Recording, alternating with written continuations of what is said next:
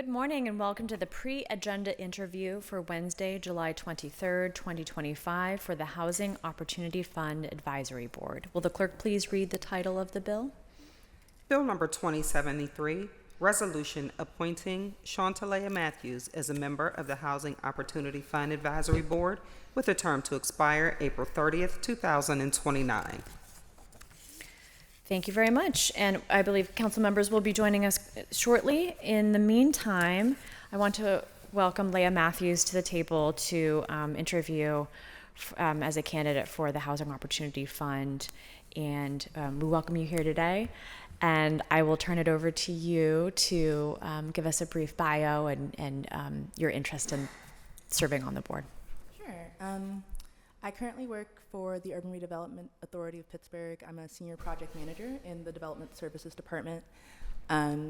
Before that, I worked for Allegheny County Economic Development, and I started with them as a housing intern, and that exposed me to, affordable housing issues and different projects. I did a brief year with First National Bank, working on affordable housing projects as it relates to the Commercial Reinvestment Act. And also, to tie this all together, my educational background, I have a master's degree in political economics. Great, wonderful.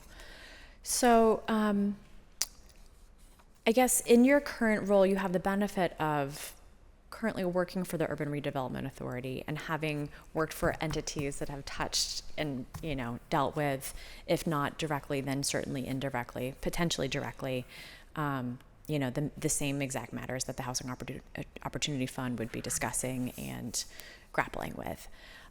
What do you think, given your background, if you can connect those dots for me a little bit and help me and anyone who might be listening understand, your current role and how it relates to the future advisory board? So in my current role, I work on a lot of mixed-use projects, which include an affordable housing component. I get to see a lot of different types of affordable housing and how much work it takes to actually build those projects. And then when I was working for First National Bank, I got to see the other side of it, which is the financial side, and how many sources it takes to build subsidized housing. And then at Allegheny County Economic Development, which is kind of my first exposure to affordable housing, I worked in the vacant property program where people would take blighted vacant structures and rehab them into affordable housing. So I've seen a lot of different sides, and I feel like I have a really holistic view of all the components it takes to build affordable housing. Mm-hmm. That's great.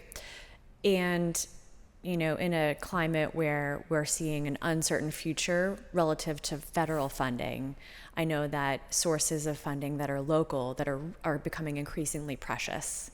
We have this. It's great that we passed this funding source through, council several years ago and that it exists. And, we're going to have to be even more judicious in the way that we apply it. Given those factors, how do you think about the balance between, long-term, say, long-term versus short-term, right? There's some balance there currently between those who are struggling in the moment and need the thing, need the gap financing or need the rental assistance, and then the longer-term, harder to cobble together. Like this would be a slice of funding that would be part of a larger whole, perhaps, as you alluded to. How do you think about the balance there relative to this fund? So I think it's a process. So I think, people need the thing right now, and then once they have those resources, I don't think it stops there. I think it's making sure that they long-term can stay in that place. I think there are other opportunities that we can think about as far as affordable home ownership for that person so they can get out of a renting situation. So I think, we have to think about it as the first step in a process to make sure that this particular person remains stable and maybe can even grow to home ownership. Mm-hmm, mm-hmm. And how do you think about it partnering with, as you alluded to, some of those other types of programs or funding sources as an idea, not to put you on the spot too much, but I'm guessing you've thought about this in your career. This is one of many different kind of tools that we have. What's an idea of sort of how they fit together? Yeah, it's definitely like a puzzle because certain sources can only be used certain ways based on certain affordability. So I think it's like really understanding the parameters of the different programs that go into building affordable housing and how they work, and also, you know, what parameters are put on the tenant also, to ensure that they have, you know, generational wealth opportunities and also just very stable. So I think, you know, trying to tie different funding together, you have to be very creative. And I think you also have to be very data focused to see like where the issues really lie. Yeah, certainly. Yeah, collecting the data to understand where the needs lie is going to be really important. I don't have any other questions. I appreciate your time. Is there anything I didn't ask that you wanted to ensure to share with us in addition to your resume and what we've discussed here today? I mean, not really. I think the Housing Opportunity Fund is just a really important tool. I think, you know, affordable housing is more of an umbrella term, and it encompasses not just creating more affordable housing, but preserving the current housing stock and also making sure that people are living in like safe, dignified spaces. So I just really recognize the importance of this Thank you. Opportunity Fund. Yes. Well, I should have said this earlier, but thank you for your willingness to serve, and look forward to proceeding with the necessary actions to be able to allow you to serve on this advisory board. So thank you. Thank you. All right. Well, having exhausted the business of this pre-agenda interview, this meeting is adjourned.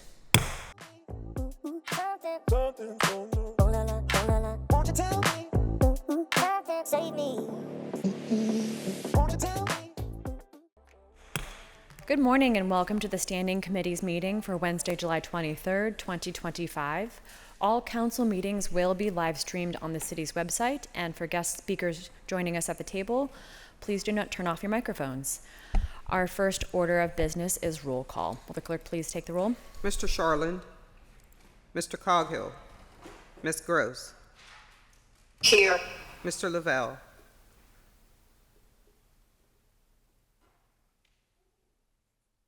Mr. Mosley. Here. Mrs. Kell-Smith. Ms. Warwick. Here.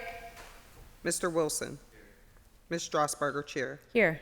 5 members present. Thank you. I would like to remind all speakers, our next order of business is, thank you, Council President. Our next order of business is public comment. I would like to remind all speakers that the rules of council state that comments are limited to matters of concern, official action, or deliberation which are or may be before City Council. Profanity will not be permitted. Please state your name and neighborhood for the record, and you will have 3 minutes to speak. We have 18 registered speakers today. I will call the first person, the person who's up, and then the person who's up next after that, so you can prepare. Our first registered speaker is Rebecca McLean. And after that is Martha Reeks.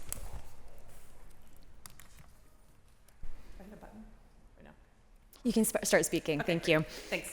Good morning. My name is Rebecca McLean. I live in Highland Park since 2006, have a background in urban planning and community development, and have worked in affordable housing for almost 20 years. My husband and I also have 3 kids, and we'll begin our 20th year as Pittsburgh Public Schools family this fall. I'm here today in my capacity as a city resident, public school parent, and former Fulton PTA president, and as someone who knows that community facilities, neighborhoods, and cities are interconnected and cannot be managed successfully in a vacuum.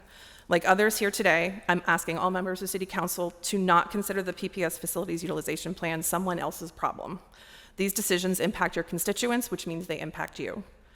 The city recently saw its first significant population increase in decades. One particularly glowing article said that, quote, Pittsburgh is experiencing a remarkable population growth, reversing decades of decline and signaling a vibrant urban revival. With strategic investments in housing, job creation, and innovation, the city is embracing a new identity as a hub for talent and opportunity.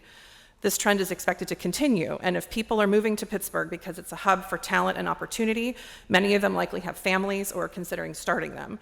With PPS closing schools yet again, not putting any meaningful effort into community engagement, or actually trying to reverse its declining enrollment, where will the people making Pittsburgh their home actually send their kids to school?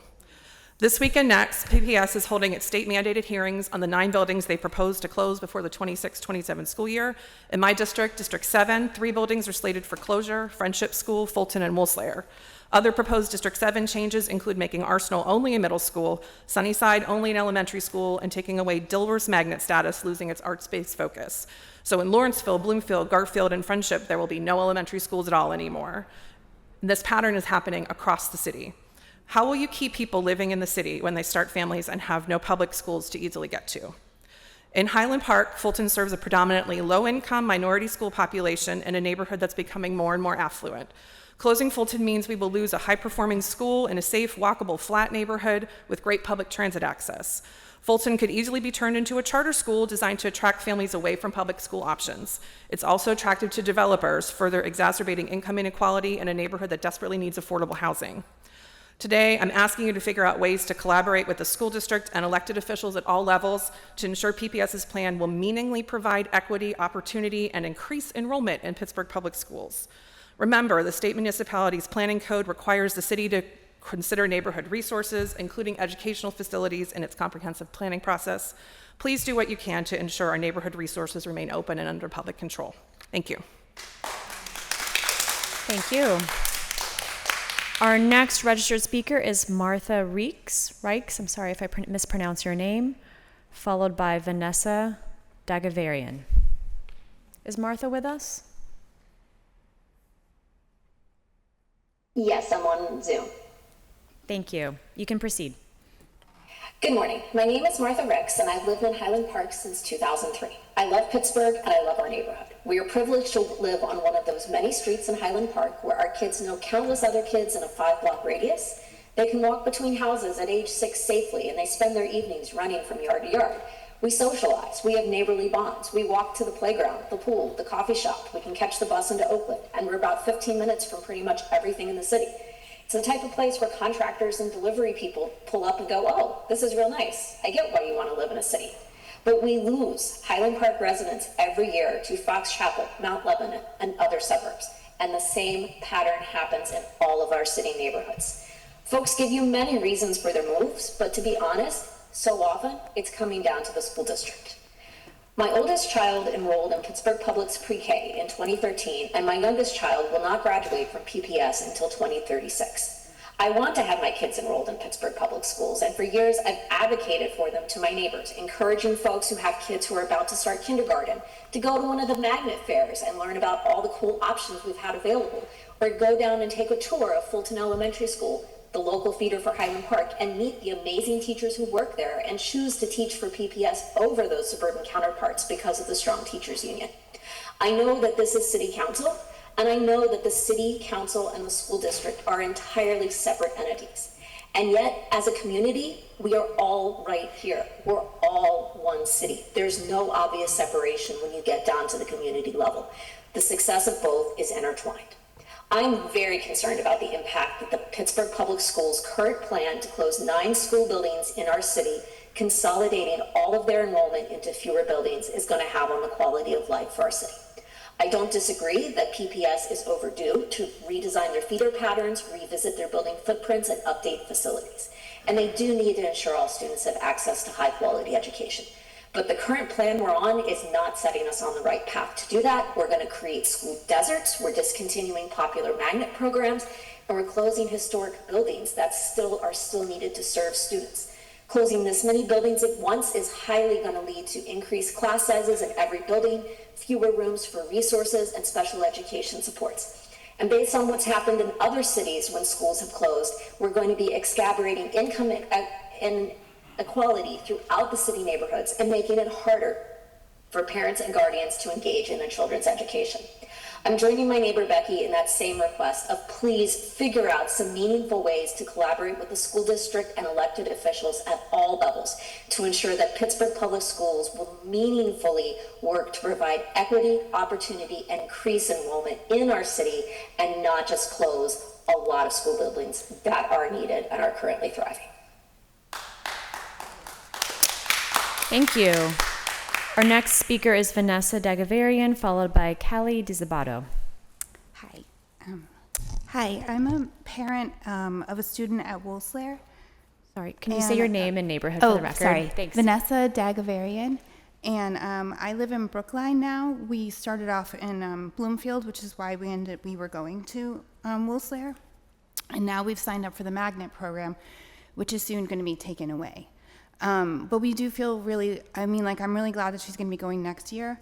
But I am really, really sad that they're thinking about taking away the magnet programs in a state that has unchecked, unregulated charters and grossly unfair voucher system.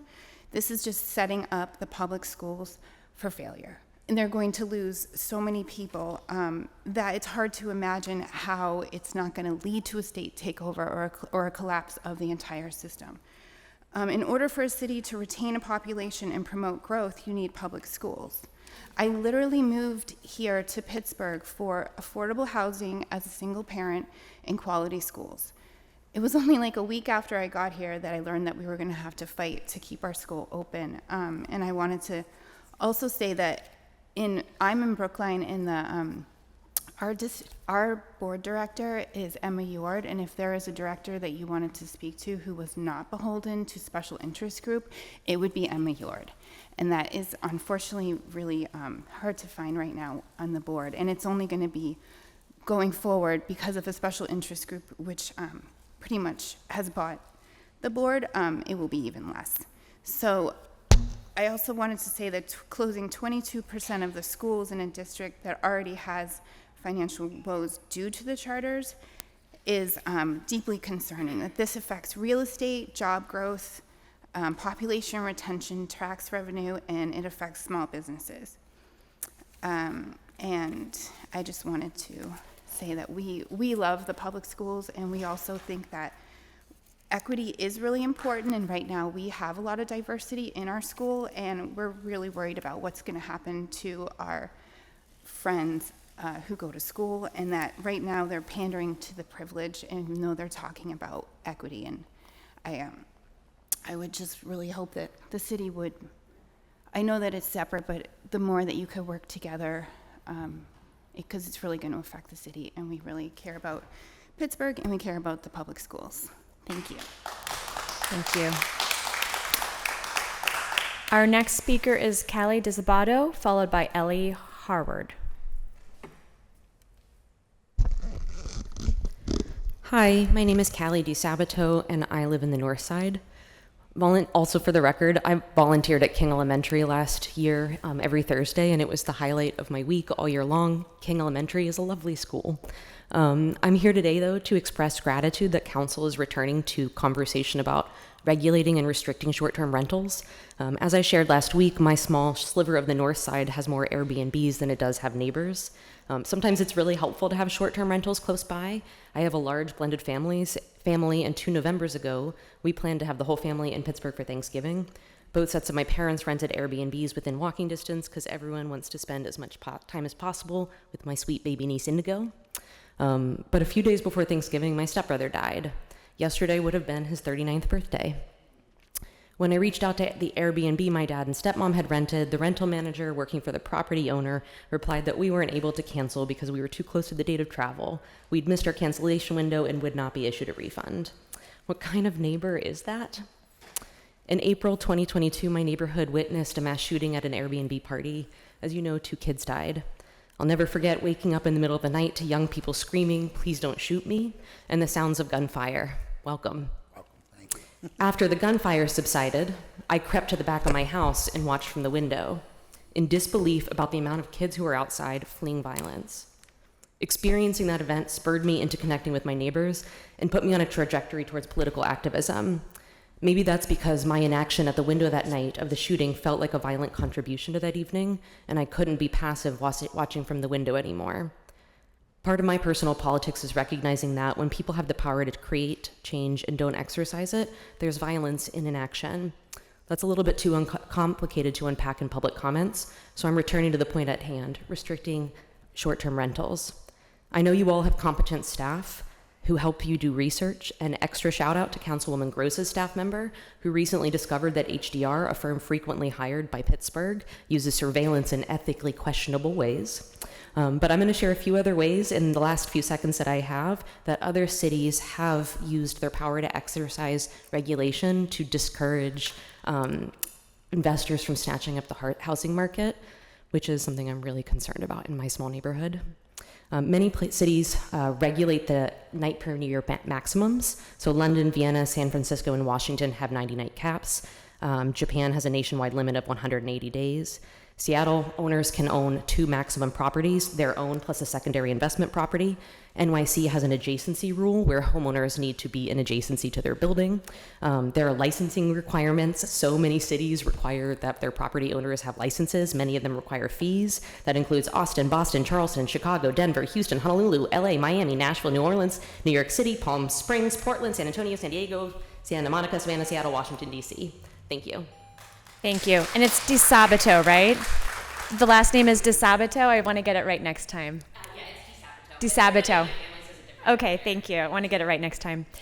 Our next speaker is Ellie Harward, followed by Michael Subkowiak. Hello, my name's Ellie Harward. I live in the north side of Pittsburgh. I bought my first house there in December of 2017, and then whenever my neighbor decided to sell, the next year I bought the next door property in 2018. I am also from a family of 15, and I wanted a space that was right next door that I could have family gatherings. But in addition, I was recovering from a series of back surgeries that ended my career in retail management, and I was really trying to figure out what came next for me. So hosting guests through Airbnb helped me find a path forward. I welcomed over 1,000 guests to Pittsburgh, visiting for birthdays, weddings, reunions, Steeler games, every reason that people would travel to Pittsburgh. Many of them have never experienced Pittsburgh before, and I'm proud that their first impression is staying in a home filled with warmth, intention, and really local charm.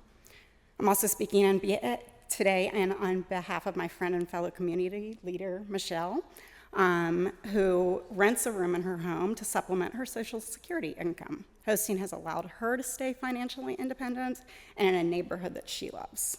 We're not big investors, we're homeowners. We're small business owners.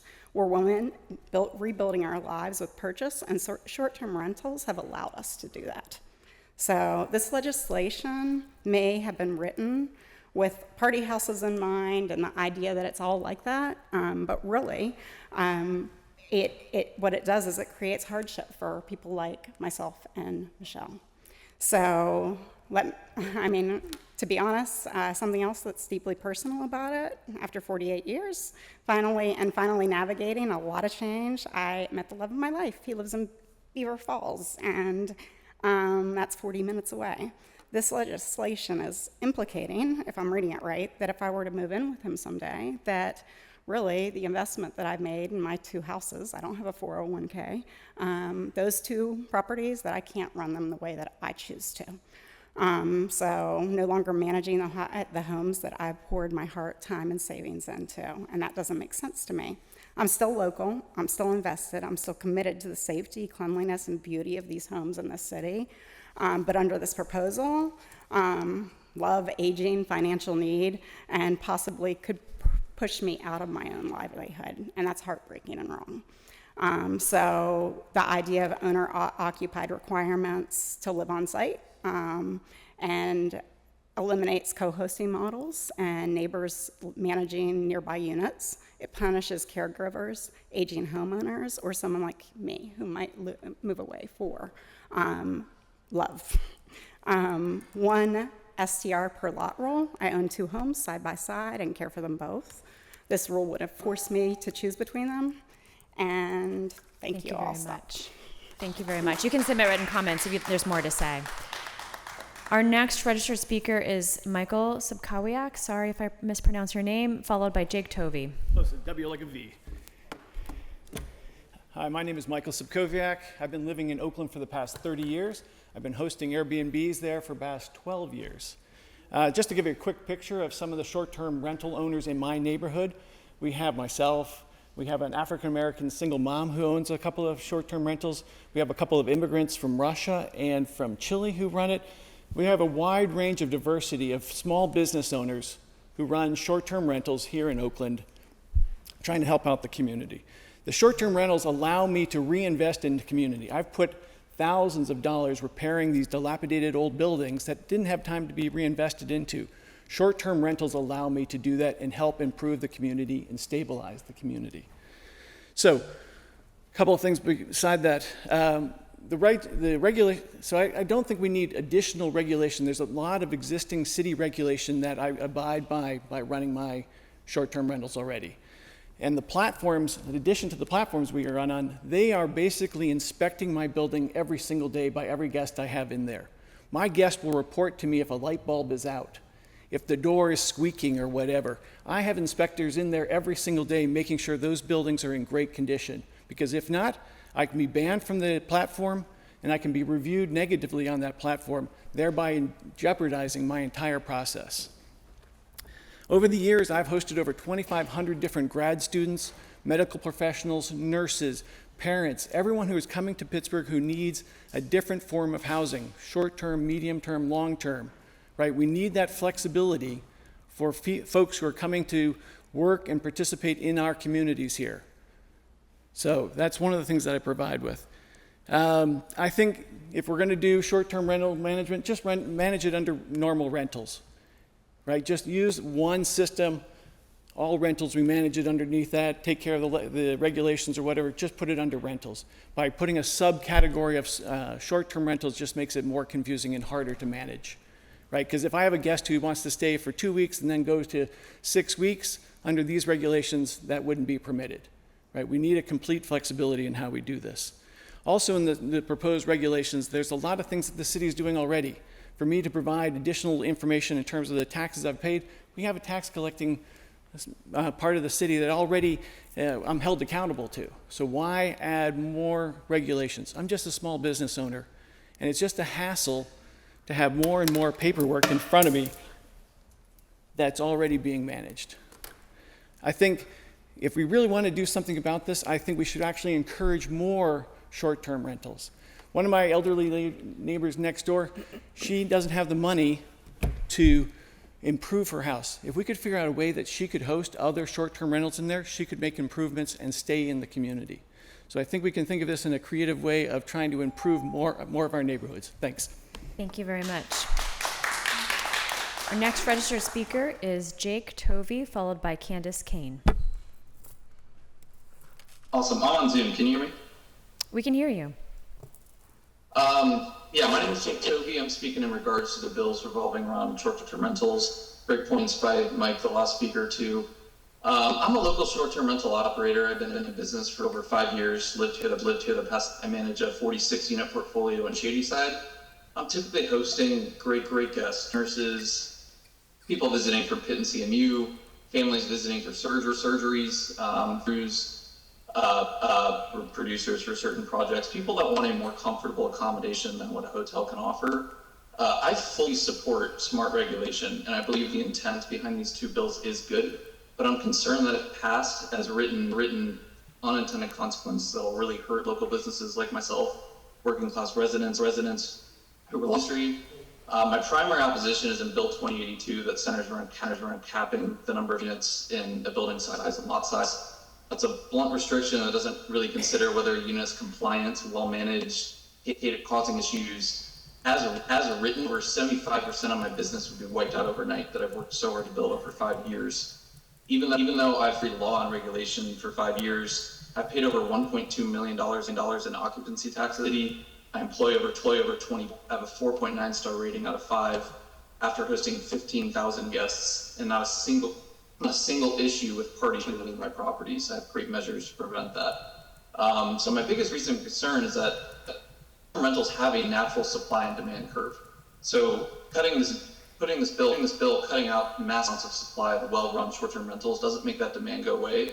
Visitors will still want to come, to pay triple for hotels, stay far from where they need to be, or skip visiting entirely. That hurts tourism, accessibility, and affordability. Also very concerned that neither of these bills kind of protection or exemption for existing operators who have followed the law. without a grandfather clause, responsible operators like myself be forced to shut down overnight and lay off all my staff. It's not fair, and it really creates significant instability for the industry, making an abrupt choice like that. Instead, I feel the focus should be on bad actors, noise violations, party trash violations, as opposed to professional operators should be encouraged as opposed to being punished for based off where someone lives or how many units are in a building.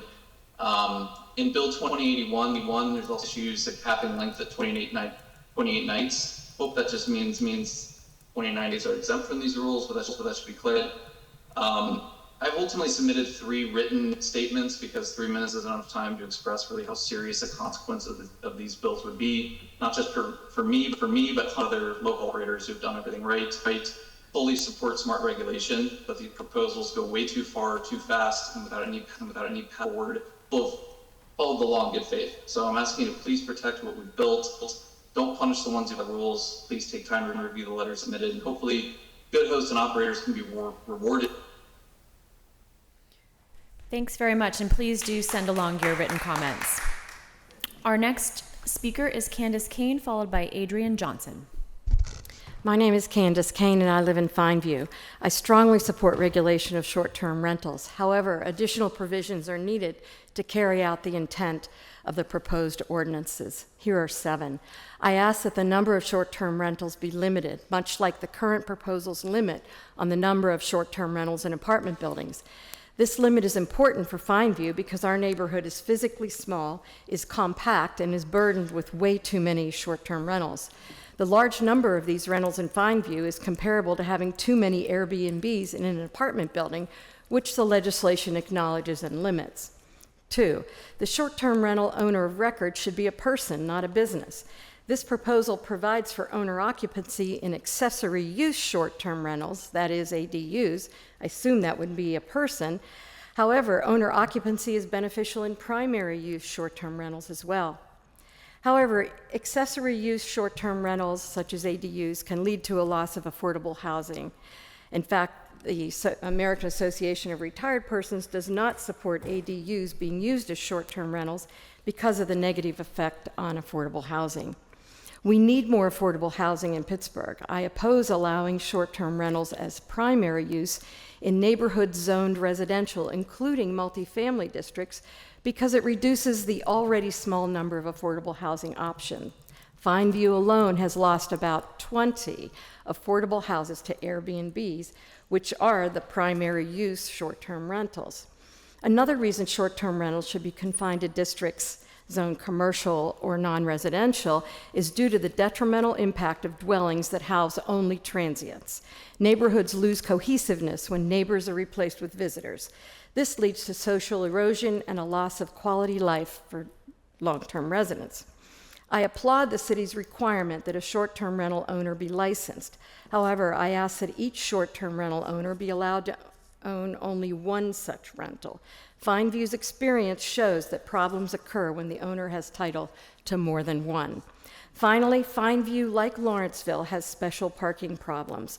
Our streets are narrow, steep, and winding, and our houses are typically situated close together with little to no off-street parking.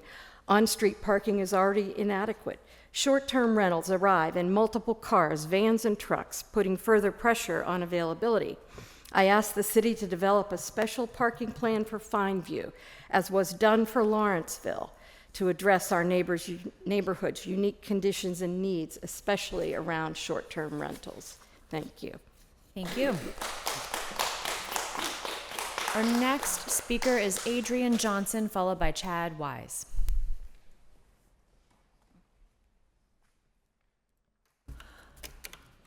Good morning. My name is Adrian Johnson. I'm from the Fineview neighborhood of Pittsburgh.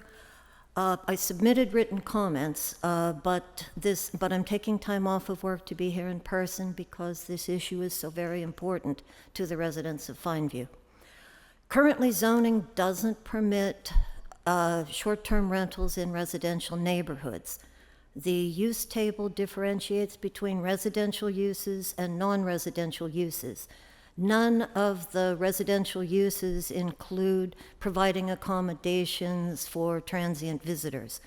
That's found under the non-residential uses of hotels and motels.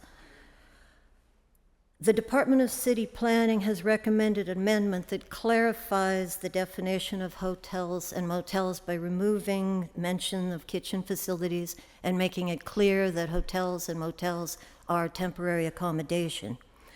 If council would adopt this regulation, it would connect the problem of unregulated short-term rentals with the solution. Short-term rental hotels should be regulated in the same manner as traditional hotels. This would be for the benefit of the safety of the neighborhood, the welfare of the people, and the preservation of our residential neighborhoods. Instead, council is now considering ordinances to allow short-term rentals in residential neighborhoods by right as a primary use. The proposed ordinance would legitimize and grandfather the proliferation of short-term residential hotels, short-term rental hotels that are proliferating in our neighborhood. It would greenlight the conversion of more homes into these sorts of hotels, subject only to a vague density requirement that is as high as 25%. The regulations would be in a manner to be promulgated by the Department of Permits and Licensing. In other words, we don't know what the regulations would be. All of the zoning changes that council has considered would increase the density of neighborhoods for the benefit of affordable housing. And yet you're talking about removing 3,326 Airbnbs permanently from the supply of housing. And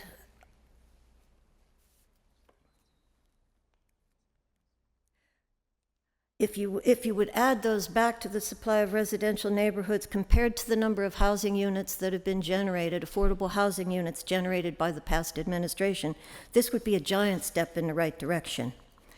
The statistics that I've quoted, that the short-term rentals are empty 60% of the time, that there are 3,300 of them. This comes from Airbnb's website. Thank you. We will look at your written comments. I appreciate it. Okay, thank you. Our next speaker is Chad Wise, followed by Chris Rosselo. Is Chad with us?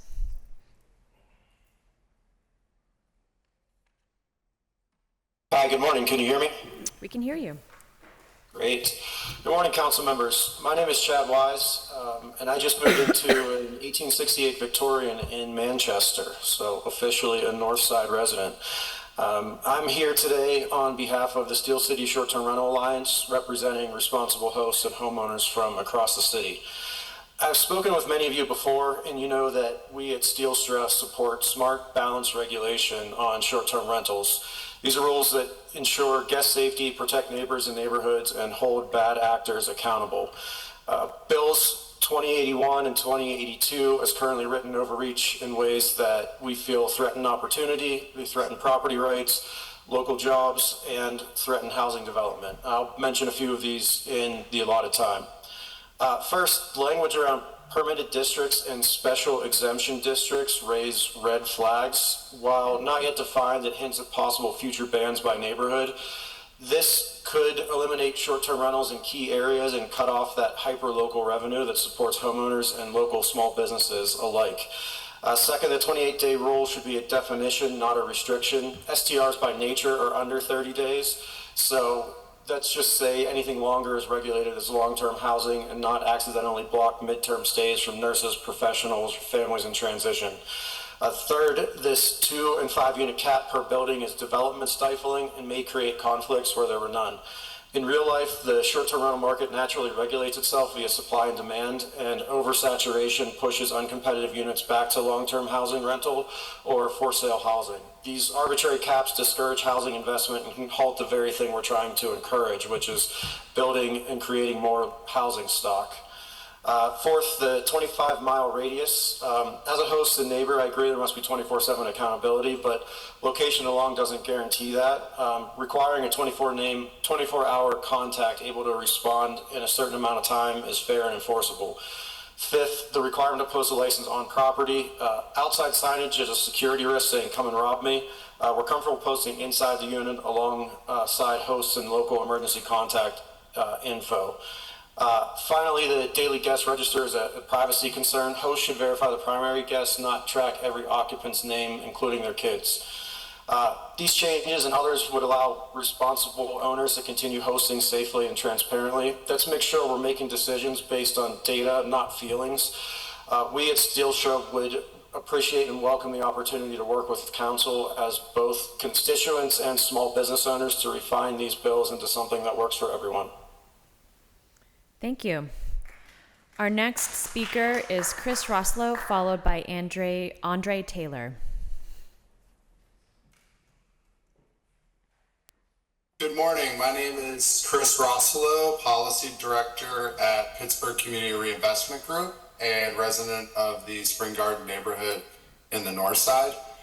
PCRG is a coalition of community-based organizations, housing advocates, and neighborhood leaders who believe every Pittsburgher deserves access to safe, quality, affordable housing, no matter their income or zip code. We are glad to see Council taking up Bill 1545 on the Housing Needs Assessment. Communities and housing stakeholders like PCRG stand ready to work with you on this critical zoning package. Tools like accessory dwelling units or ADUs, reforming minimum parking requirements, and implementing citywide inclusionary zoning are local remedies that help address a national housing crisis. By moving this forward, you're showing that Pittsburgh is ready to do its part. Citywide IZ isn't new. It was recommended by the city's Affordable Housing Task Force, formed almost a decade ago. And through research, including a joint study by PCRG, we know that IZ isn't killing housing development projects like some narratives have suggested. In fact, it's about making sure that even as our housing market grows more expensive, we keep homes within reach for families, seniors, and working people who make this city run. 6 months ago, hundreds of people spent over 10 hours at a planning commission meeting to debate and improve this legislation, which ultimately received a positive recommendation from that body. That shows just how deeply our neighborhoods care about solutions that keep Pittsburgh affordable for everyone. The time is now. Finish what councils before you have started for the betterment of an entire city we all love. We urge you to move this legislation to a city council public hearing. Thank you for your leadership and partnership, and PCRG and our members look forward to working with you to make this package as strong and as effective as possible for all Pittsburghers. Thank you. Thank you. Our next speaker is Andre Taylor, followed by Christian Fike. Good morning, everyone. My name is Andre Taylor, and I'm the owner-operator at Key Turn Services, and I'm based in Wilkesburg. I've been in the cleaning industry since I was 12 years old, starting off with my dad. We wake up at 6 a.m., clean banks, Goodwills, and commercial buildings before we would get breakfast, and he would drop me off to school. It's always been a passion of mine. After earning my accounting degree from Duquesne, I jumped right into short-term services, which is why I am here now. I currently service and oversee operations for over 150 STRs in the Pittsburgh area, around 50 more in the surrounding cities. I've seen firsthand how STRs bring energy to neighborhoods, jobs to locals, and affordable, authentic options for travelers who want more than just a hotel. I support fair STR regulations, but bills 2081 and 2082 go a little too far. These bills don't just hurt hosts, they hurt service providers like me and many others who rely on this work to support our families and reinvest in our communities, whether it's creating jobs or giving kids summer opportunities to oversee entrepreneurs. In other cities where laws like this are passed, I watch venture-backed companies take over, local hosts pushed out, the culture disappeared, and the buildings went downhill. These companies don't care about the community like we do. Not to mention, companies like Placemaker, a large venture-backed operator, are already taking over buildings like the Pennsylvania Apartments downtown and continuing to expand. They bypass local limits, partnering directly with the building, pulling hotel permits and undercutting the market, reducing the number of Airbnbs only gives this company much more power, making it harder for local hosts and small operators to actually compete. As a service provider, I can say many of us take precautions to monitor the guests properly and take care of the community space. This includes a string of noise sensors, following trash schedules, screening the guests, and much more. The 25-mile rule punishes people who travel for work. Guest logs violate privacy, unicats block legal property, and the 28-day limit pushes out traveling nurses and displaced families. How can we provide a true travel experience with so many restrictions? STRs are built to let people explore new cities, connect, and offer flexible housing when hotels fall short. These rules take away from the purpose of what STR is meant to do. Pittsburgh hosts major conventions, sports events, and much more, and we're only growing. With the NFL draft approaching, we can expect more frequent travel and increased foot traffic that benefits local businesses. With so much development happening, this is our chance to showcase everything our city has to offer. Not to mention, universities are struggling to find housing for students, and STRs are becoming a solution for those. Pittsburgh Post-Gazette actually just posted that like 2 days ago, who can't qualify for traditional leases due to their lack of credit or affordability. Just yesterday, Pitt announced it will house hundreds of students in hotels and apartments after overbooking students' housing. Instead of a limitation on short-term rentals, we need one permit tied to safety, a local contact who can respond within 2 hours and enforcement based on real issues, not blanket restrictions. Please reconsider the bill and allow responsible locals like us to continue serving the city we care about. With the NFL draft on the way, this is a key moment for visitors to show visitors the best of Pittsburgh and the highest progress and the growth we've made. Thank you. We're very ready much. to use and work together. Thank you. You can submit comments. Thank you. Our next speaker is Christian Fike, followed by Marcia Bandies.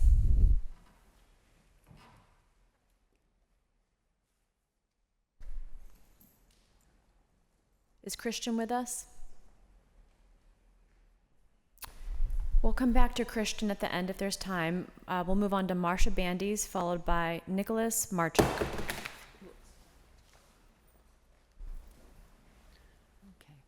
Yeah, good day. My name is Marcia Bandies. I live at 1531 South Negley Ave in Squirrel Hill. I'm here to request that council vote today to advance the entire housing needs assessment zoning package, Council Bill 2025-1545, to a public hearing. Housing development in Pittsburgh should have no more delays. We need to get this package finalized. Pittsburgh's affordable housing challenges are so extensive, there is no quick solution. We do need to build out public housing infrastructure that was torn down and never rebuilt. We do need to invest in cooperative housing that will lead to home ownership. We do need to support land banks, and we do need to expand inclusionary zoning. If we don't take this multi-pronged approach, we will never dig our way out of this problem. The exact people that we need to make sure that our city can function are the people that are being driven out. Look what is happening to our schools. As the other women mentioned earlier, there is a reason that we keep going through these cycles of school closures. We need to create places where working families can live safely with access to shopping, doctors, schools, etc. I see this with my own family. After looking for over a year, my son and his wife are moving out of Pittsburgh. People are quick to say that inclusionary zoning is too little too late. But for the people, the families that have been able to take advantage of the affordable housing units that have been made available thus far, I don't think that they would agree. We're very glad to see council finally taking up the housing needs assessment zoning package, and we look forward to continuing the dialogue for inclusionary zoning together with the already passed minimum lot size forms, which are also critical, obviously, to our housing solutions. Thank you. Thank you. Our next speaker is Nicholas Marchuk, followed by Corey Dythorn. Good morning. Good morning. My name is Nick Marchuk. I'm a North Side resident and proud graduate of a local Pennsylvania college where I studied hospitality management. From 2009 to 2021, I've worked in hotels across the country, starting at the front desk and working my way up. I saved every dollar I could and eventually invested in real estate in my hometown, turning a small short-term rental side hustle into my full-time business. Today, my short-term rental business helps support an entire local network, cleaners, handymen, front desk agents, technology companies, and others who rely on the opportunity we've created together. The bill proposed would certainly hurt an ecosystem which is sometimes not considered. when these bills come to pass. We're not just landlords, we're operators, service providers, and proud contributors to Pittsburgh's visitors economy. We believe in thoughtful regulation. We want our guests to be safe, obviously, our neighbors to be peaceful, and our properties to be at high standards.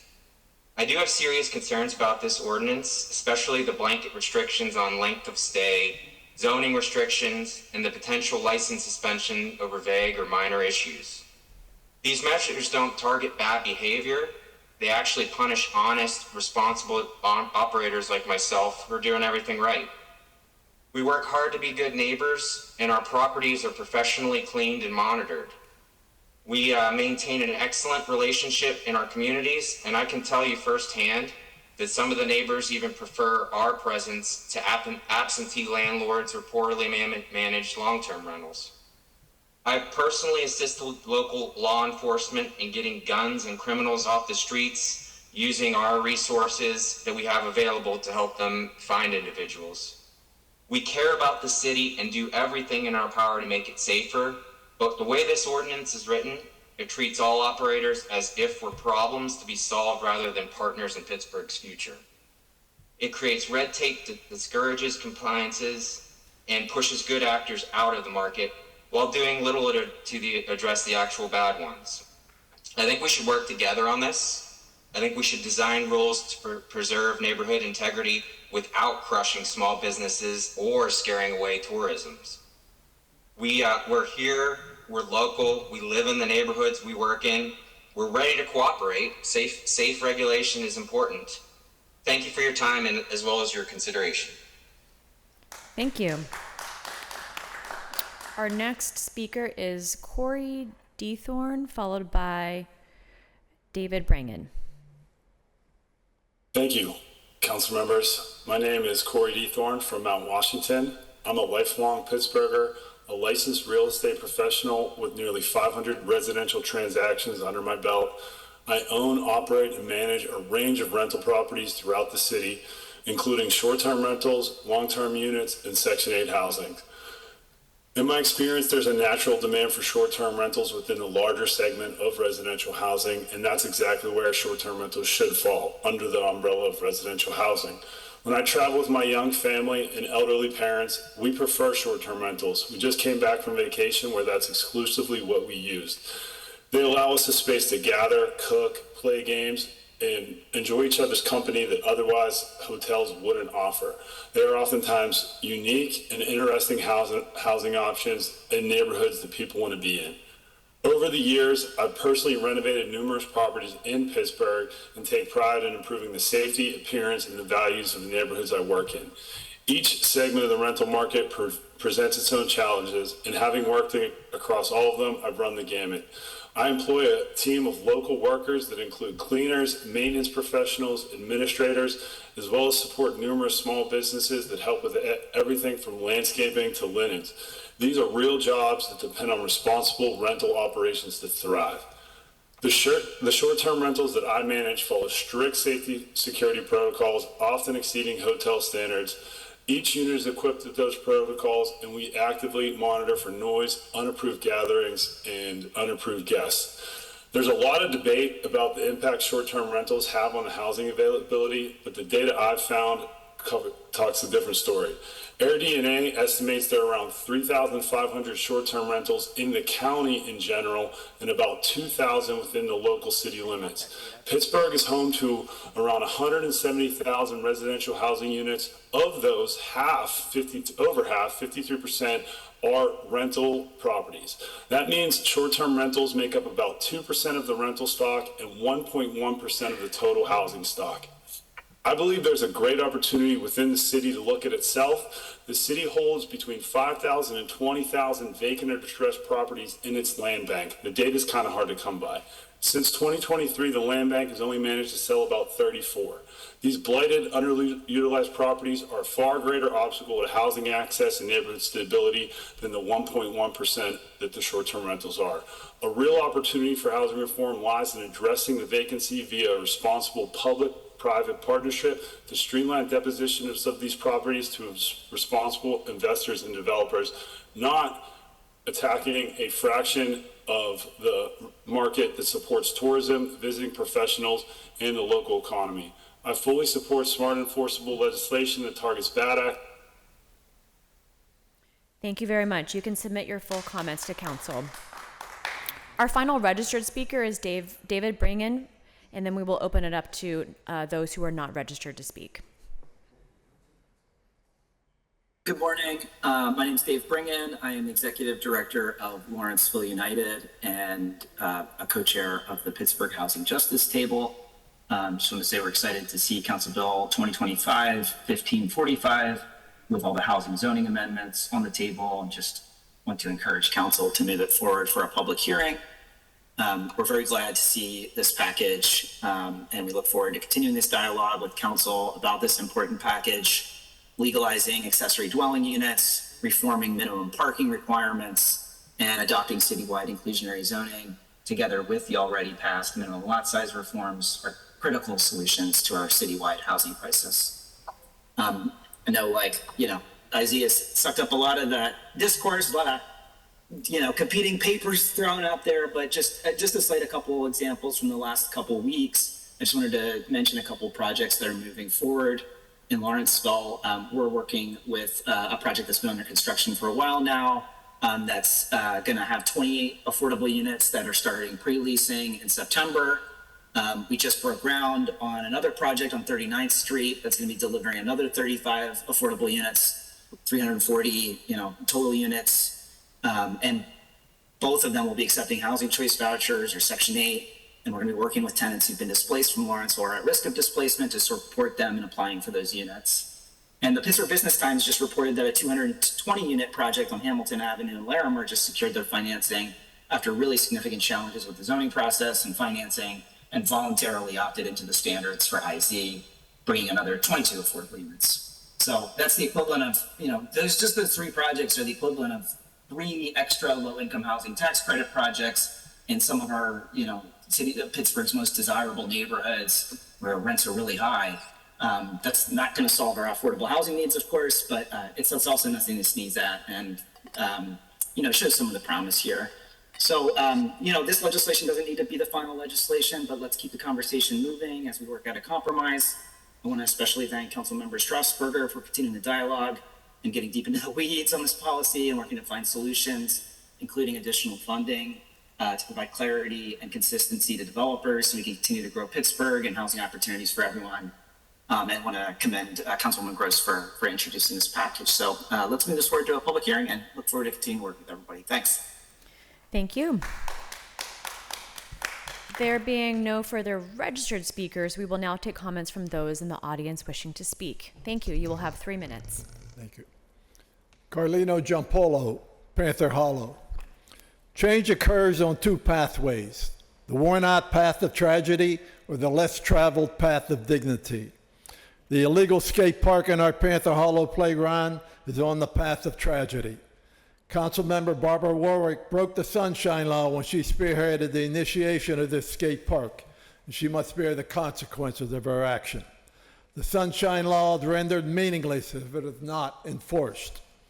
Councilmember Warwick used the excuse that our playground was not in use.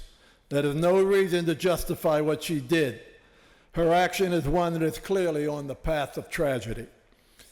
Those council members who support our wrongdoing are also on the path of tragedy, whether it is with their vocal support or complicit silence. The path of dignity for Councilmember Warwick would have been to ask Panther Hollow residents what they wanted in their playground within their own neighborhood. As a Panther Hollow resident, I would never go into the neighborhood of Brookline and unilaterally dictate what their playground should be, including giving it an official name. That is for Brookline residents like Brandon McGinley to decide.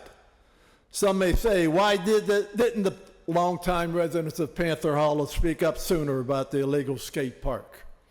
If your family member or friend were experiencing domestic abuse, if you were on the path of dignity, you would not ask them why they did not speak up sooner. Instead, you would take immediate action using your power and authority to help end the abuse. There are multiple reasons why some might not speak up. For instance, Panther Hollow has 3 longtime residents, a brother and 2 sisters. The brother is legally blind, and the sisters, who are not in good health, lovingly take care of their brother. In my opinion, their testimony would have fallen on deaf ears to those who strongly support the illegal action of Councilmember Warwick.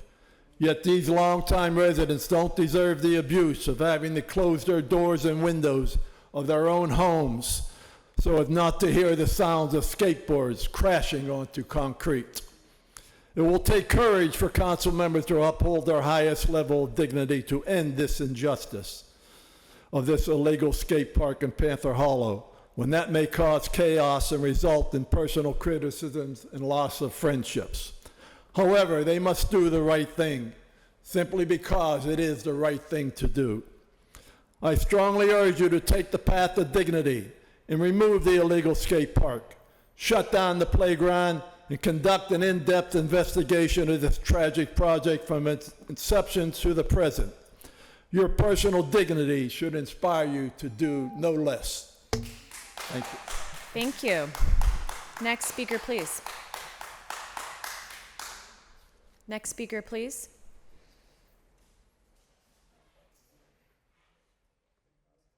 Hello, my name is Mary Ann Doherty.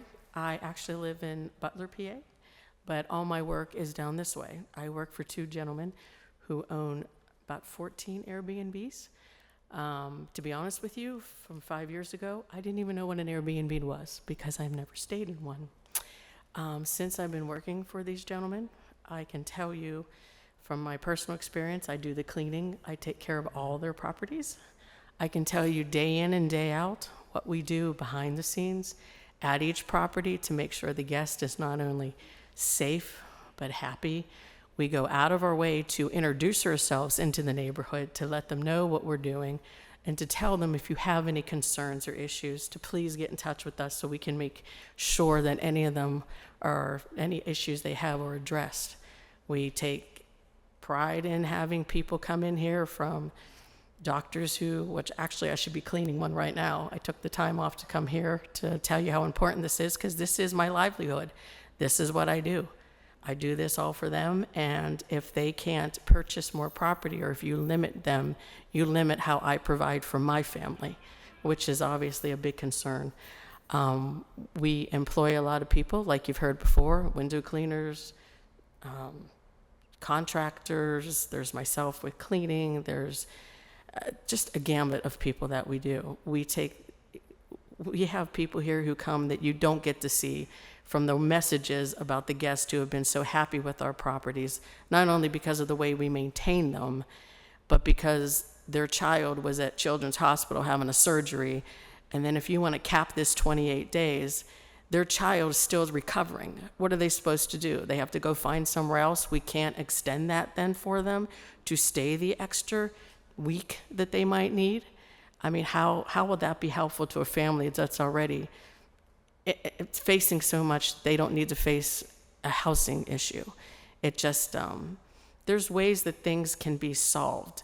These 2 gentlemen that I've been working for will go out of their way to work with anybody to solve a problem.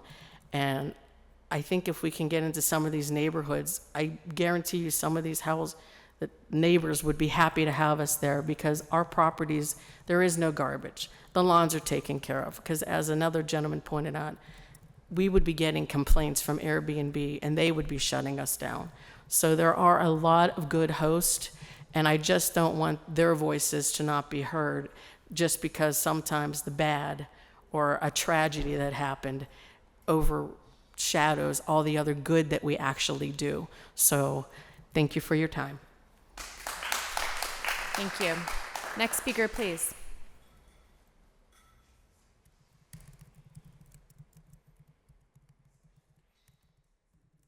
Good morning.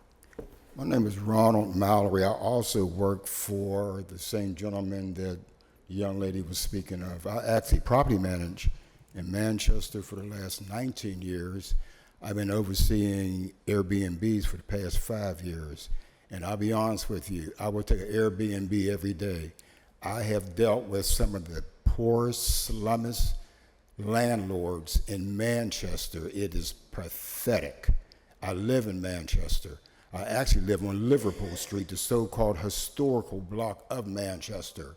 The only time it's historic is for the fair, for the home tour. It is a disgrace that you all want to go against the Airbnbs, but you need to go against these slumlords, these high-end buildings that are over 100 years old with some of the worst landlords that I've seen in 50 years. It is deplorable. But again, I work for the same two gentlemen. I oversee one of their properties on Liverpool. I have another Airbnb on Liverpool that I oversee, that I'm responsible for, and I have yet to have an issue out of none of my Airbnbs. I have 90 complaints, and matter of fact, they're registered with the city for trash, poor maintenance, and these are people that are paying rent, and the landlords are totally ignoring the complaints. That's what we need to go after. Thank you. Thank you. Next speaker, please.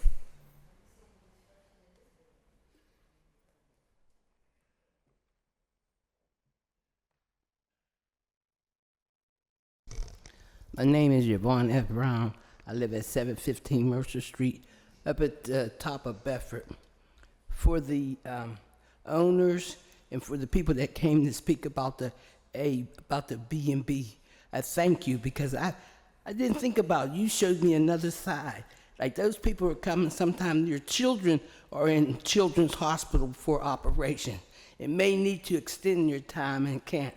So I agree with all of you that we need a public hearing so that we and everybody else can give you our opinions and maybe can change some of your minds if you have to deal with it.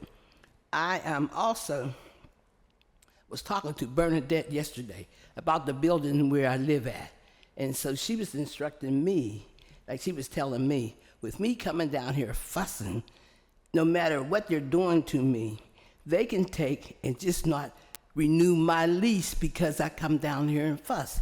Well, like I told her, though, I'm fussing not only for me, but there are elderly citizens that are in the building that have no one that can come down and speak for them and can't get down here themselves. I was talking to an official yesterday, and I said, you know, when I see a spot on the floor, I try and get this Steve or someone to clean it up. If not, I'll clean it up myself. I said, because if someone falls, they could injure yourself and never be the same again in life. And she says to me, this is not a nursing home. And I said, you better pretend like it is. Now, there's another point. She bought new furniture. They're sprucing up the place, buying new furniture, but we had a thing of bed bugs. We got rugs, that those bed bugs got to be in them rugs. The one lady said that they traveled in her house. But anyway, I said to her, because someone stopped me, a woman a little bit, you see how small I am? A little lady, a little bit heavier than me, said, Miss Brown, they bought this cheap stuff, and it says that the people are going to get hurt. When I told her, she was upset. I bought that furniture. I said, but you didn't realize we have one man that he's a huge man, and they said that someone said, and you could see it buckling. When I told her that, she was very upset. I said, you should have got some heavy wooden furniture. And she says, oh, I don't want this place to look like a church. So she's worried about how it looks where you have them short, little chairs. And you know what? Someone says she did it on purpose because we're not allowed to sit in that front room. We're not supposed to be sitting there. My husband is on a walker, Harold Brown. Those seats are so low, he can't sit in there. Some people that are handicapped can't sit in the seats. And they said she did it on purpose to keep us from sitting there. But I told her, okay, you don't want the wooden chairs, you can have some of the people laying in the floor, and you're going to look at the liability. Thank you. Next speaker, please.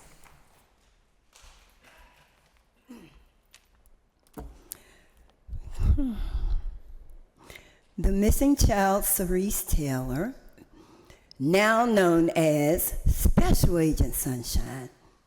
How y'all doing? Special Agent for God. He's an on-time God. Yes, he is. Oh, he's an on-time God. Yes, he is.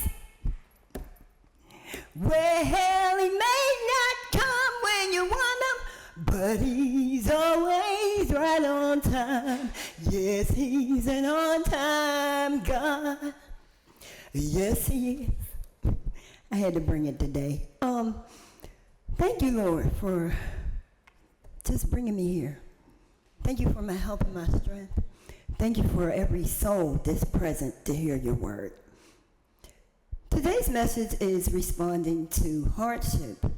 Please trust, persevere, and know that God is in control.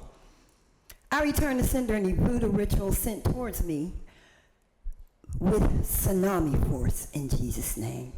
Amen. Everything is orchestrated by God. Everything. The good, the bad, and the ugly. Proverbs 11:19 says, all voodoo practitioners, doll owners, no, Proverbs 11:19, I'm sorry. Proverbs 11:19 says, the truly righteous man attains life, but he who pursues evil goes to his death. All voodoo practitioners, doll owners, will be exposed and destroyed by God, especially those in our government. Targeting our children to sacrifice people and family for insurance money. This is fraud. Proverbs 17:23 says, the wicked take secret bribes to perverse the course of justice. They do, y'all. Look at them.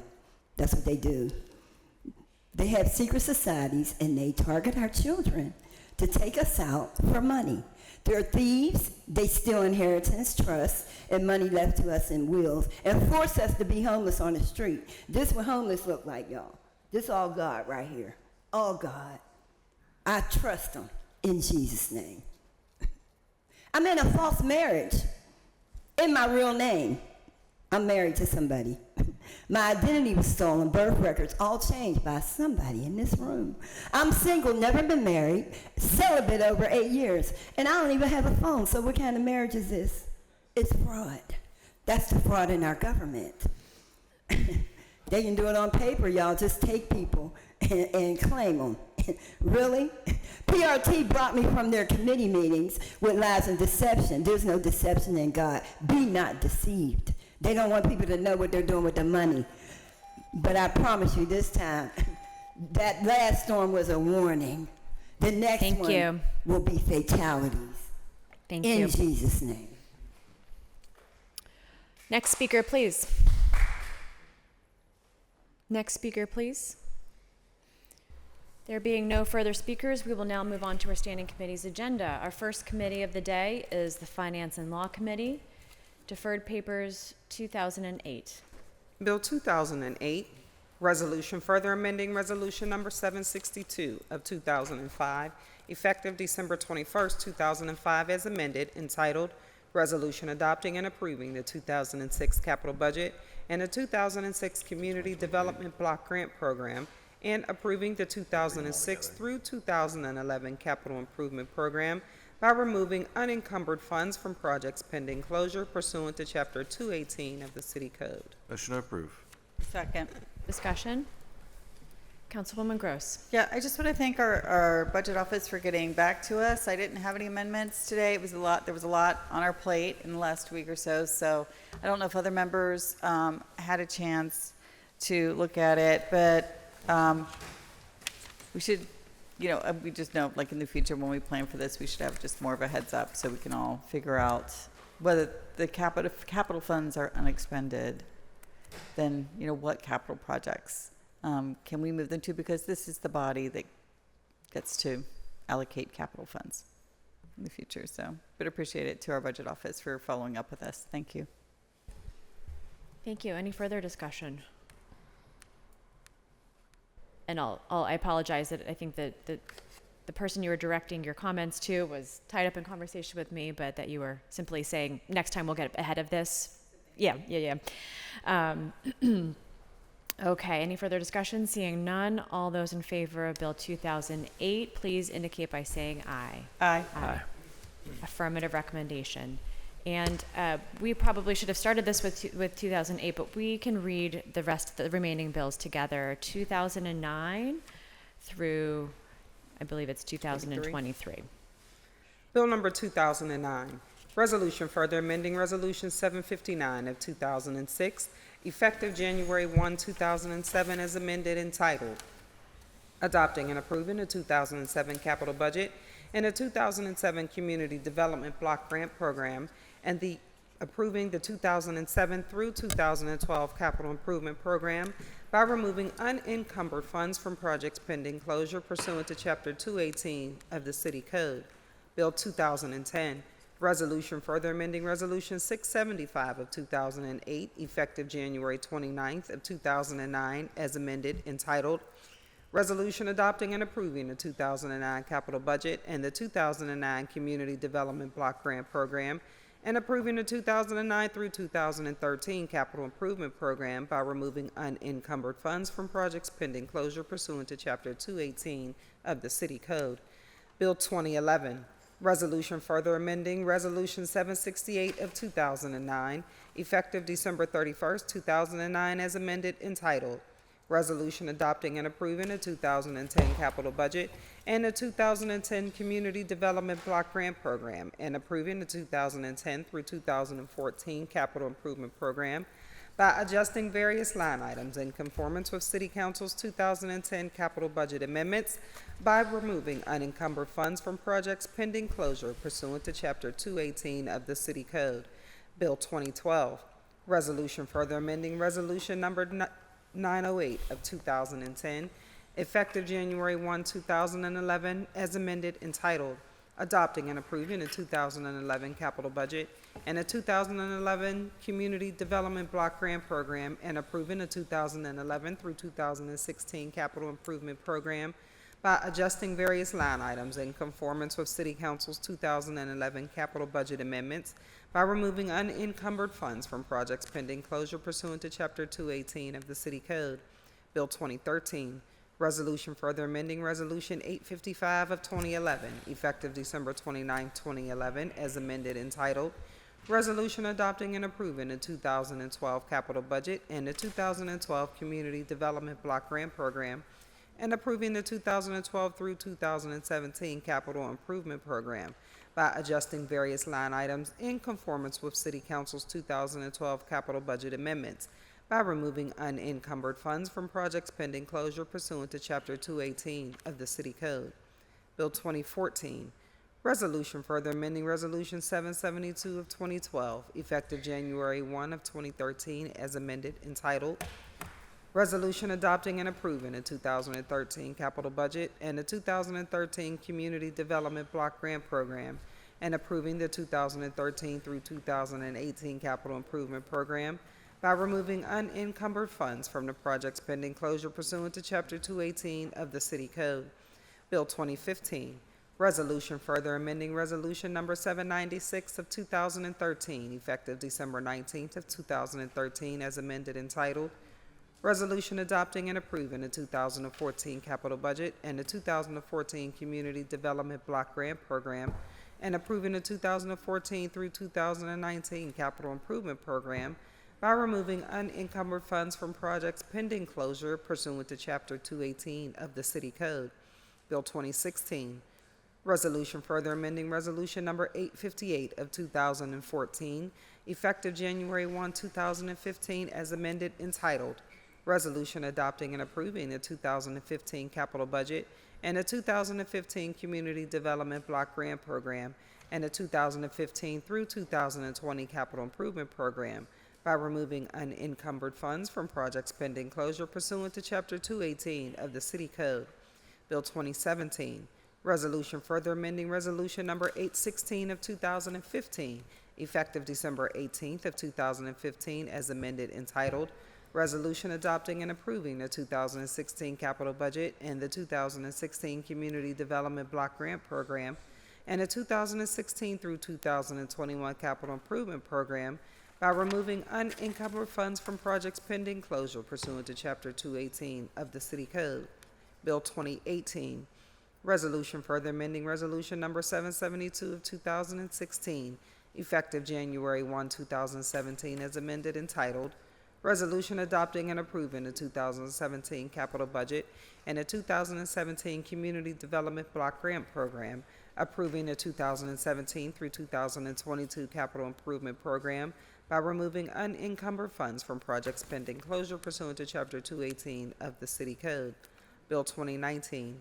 Resolution further amending Resolution 797 of 2017 as amended, effective December 28, 2017, as amended, entitled Resolution adopting and approving the 2018 capital budget and the 2018 Community Development Block Grant Program and the 2018 through 2023 Capital Improvement Program by removing unencumbered funds from projects pending closure pursuant to Chapter 218 of the City Code.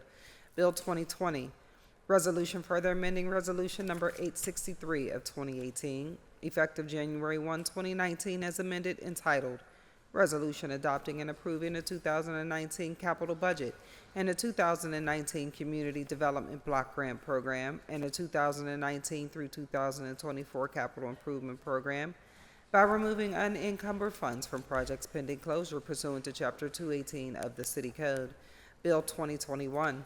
Resolution further amending Resolution 647 of 2020, effective December 23, 2020, entitled Resolution adopting and approving the 2021 capital budget and the 2021 Community Development Block Grant Program and the 2021 through 2026 Capital Improvement Program by reappropriating and reallocating funds closed due to the requirements of Chapter 218 of the City Code. And Bill 2022. Resolution further amending Resolution 857 of 2023, effective December 27, 2023, as amended, entitled Resolution adopting and approving a 2024 capital budget, the proposed 2024 Community Development Program, and the 2024 through 2029 Capital Improvement Program by removing unencumbered funds from projects pending closure pursuant to Chapter 218 of the City Code.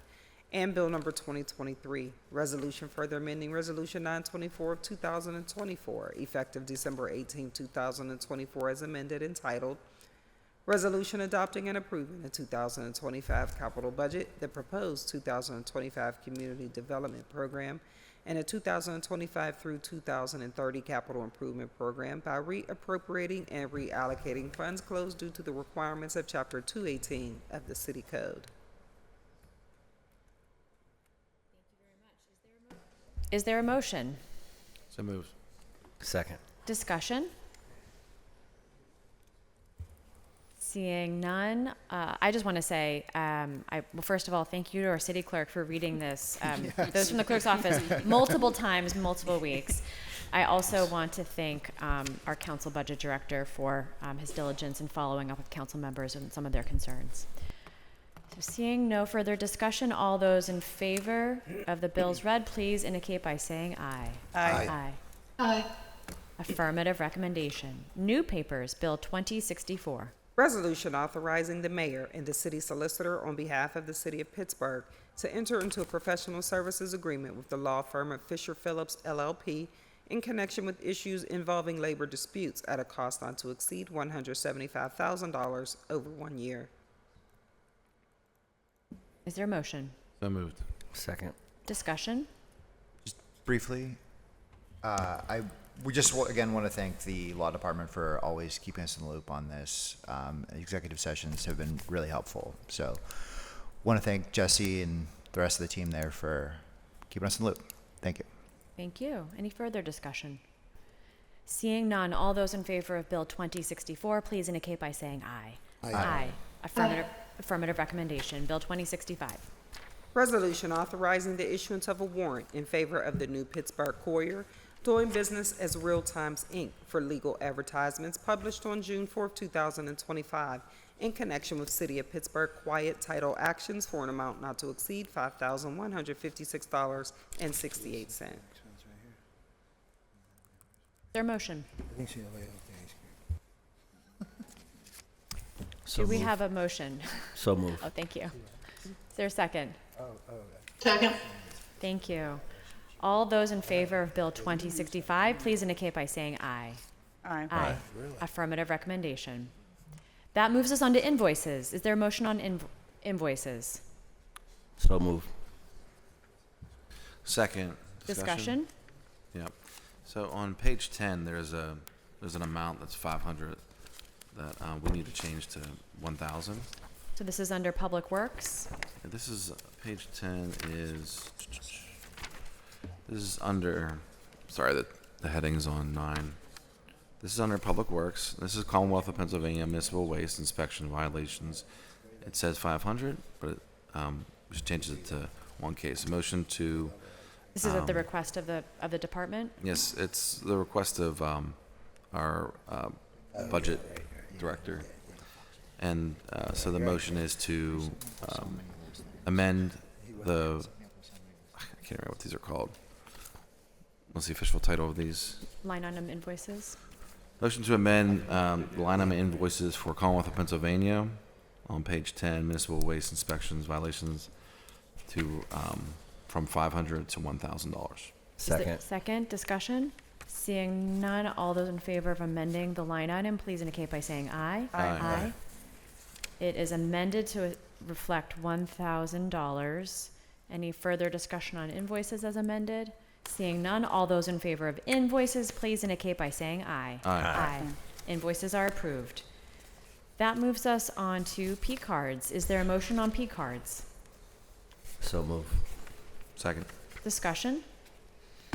Seeing none, all those in favor of P cards, please indicate by saying aye. Aye. Aye. Affirmative recommendation. That moves us on to Public Safety and Wellness Committee, chaired by Councilman Coghill. Supplemental new papers, Bill 2091, resolution authorizing the mayor, the director of the Office of Management and Budget, and the director of the Department of Public Safety to enter into an agreement or agreements with the Pennsylvania Emergency Management Agency for the purpose of receiving grant funds for the Urban Search and Rescue Task Force grant in an amount not to exceed $6 million for equipment storage, training, and related expenses necessary for the Urban Search and Rescue Task Force to meet or exceed the minimum requirements of a Type 3 Urban Search and Rescue Task Force. Motion to approve. Second. Discussion? Seeing none, all those in favor of Bill 2091, please indicate by saying aye. Aye. Affirmative recommendation. Bill 2093. Resolution authorizing the issuance of a warrant in favor of Prongen in an amount not to exceed $6,997 for calibration and repairs of hazardous materials detectors. Motion to approve. Second. Second. Discussion? Seeing none, all those in favor of Bill 2093, please indicate by saying aye. Aye. Aye. Affirmative recommendation. New papers, Bill 2055. Resolution authorizing the mayor and the director of public safety to enter into an agreement or agreements with the Pennsylvania Emergency Management Agency to acknowledge the city of Pittsburgh as the local sponsoring agency for the Type 3 Urban Search and Rescue Task Force as designated in Pennsylvania Act 113 of 2024 and currently named Pennsylvania Strike Team 1 at no cost to the city. Motion to approve, brief discussion. Second. Yeah, I don't know who can speak to this with public safety, maybe anybody in particular.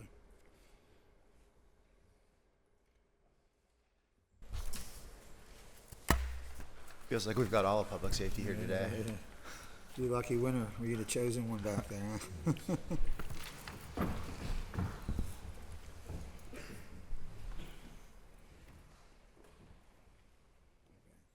You know, introduce yourselves. Yeah. Brian McKeel, Assistant Fire Chief.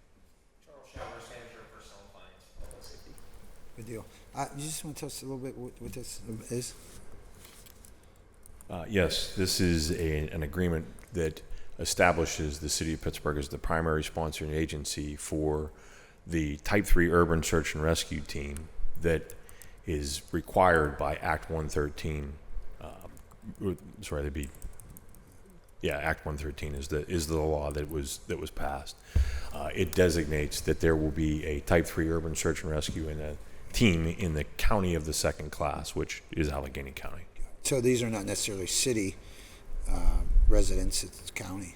Could The be anywhere. the The task force itself. the membership of the task force is primarily composed of City of Pittsburgh employees, also surrounding counties in Region 13, which is, essentially the Pittsburgh metropolitan area, are members that also serve on the team as specialists. And search and rescue, is that something that we didn't have in the past, Brian?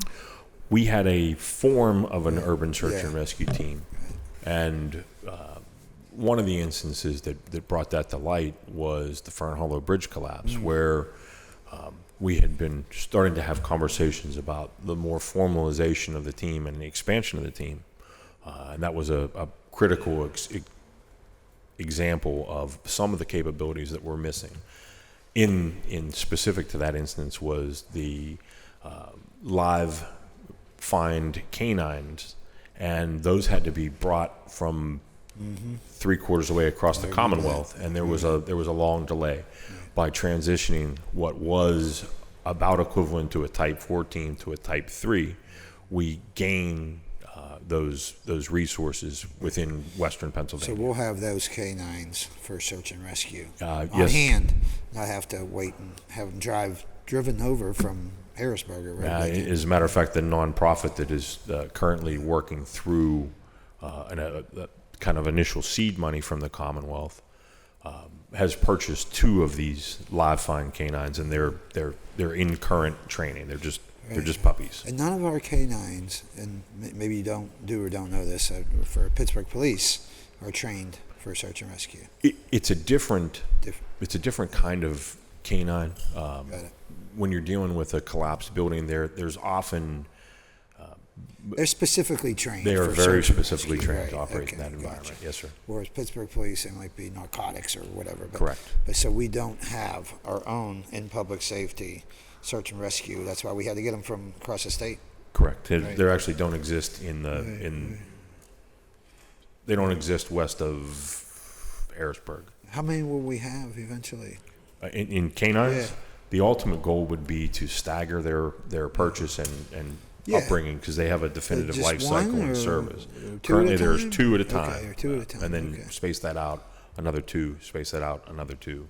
So that there's constantly a refreshed. Got it. Okay, no, thanks. That explains a lot. That's it for me, Madam Chair. Thank you, Councilwoman Gross. Thank you. I appreciate you being here.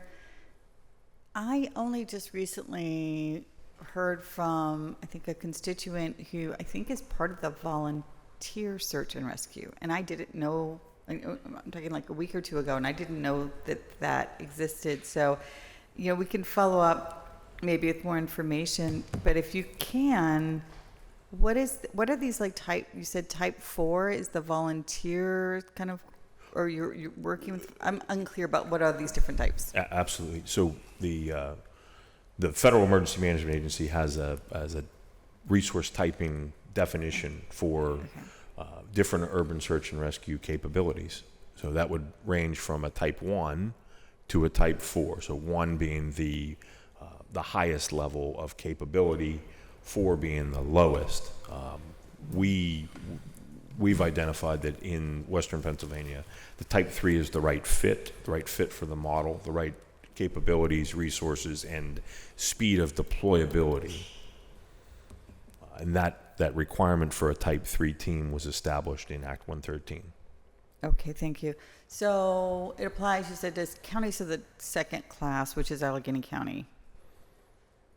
But this bill says that the city of Pittsburgh is the local sponsoring agency, and that's allowed Yes, ma'am. under 113, because Yes, is ma'am. it cities of the second class or counties of the second class? Okay, so we are providing basically like point, We would be Is the that what it is? point, Okay. the point agency, Okay. The primary fiduciary in the sense of oversight and management. But the service area for this type 3 that we're trying to achieve is, I think at one point you said the MPO area, which is a 10-county area. It is actually a component of the Commonwealth system, so it could be Commonwealth-wide, or once we reach a competency level, we could be utilized in an out-of-state resource, which is accomplished via an emergency management state-to-state mutual aid, in a sense. So we're going to ask the question we always ask at the table, which is like, wait a minute, how are we using city resources, and how are other resources, coming in? Because we often say, like, wait a minute, we're doing all this stuff for the county, but the county is acting like we're not one of the municipalities. We're not getting enough county resources. We want to make sure we aren't left out.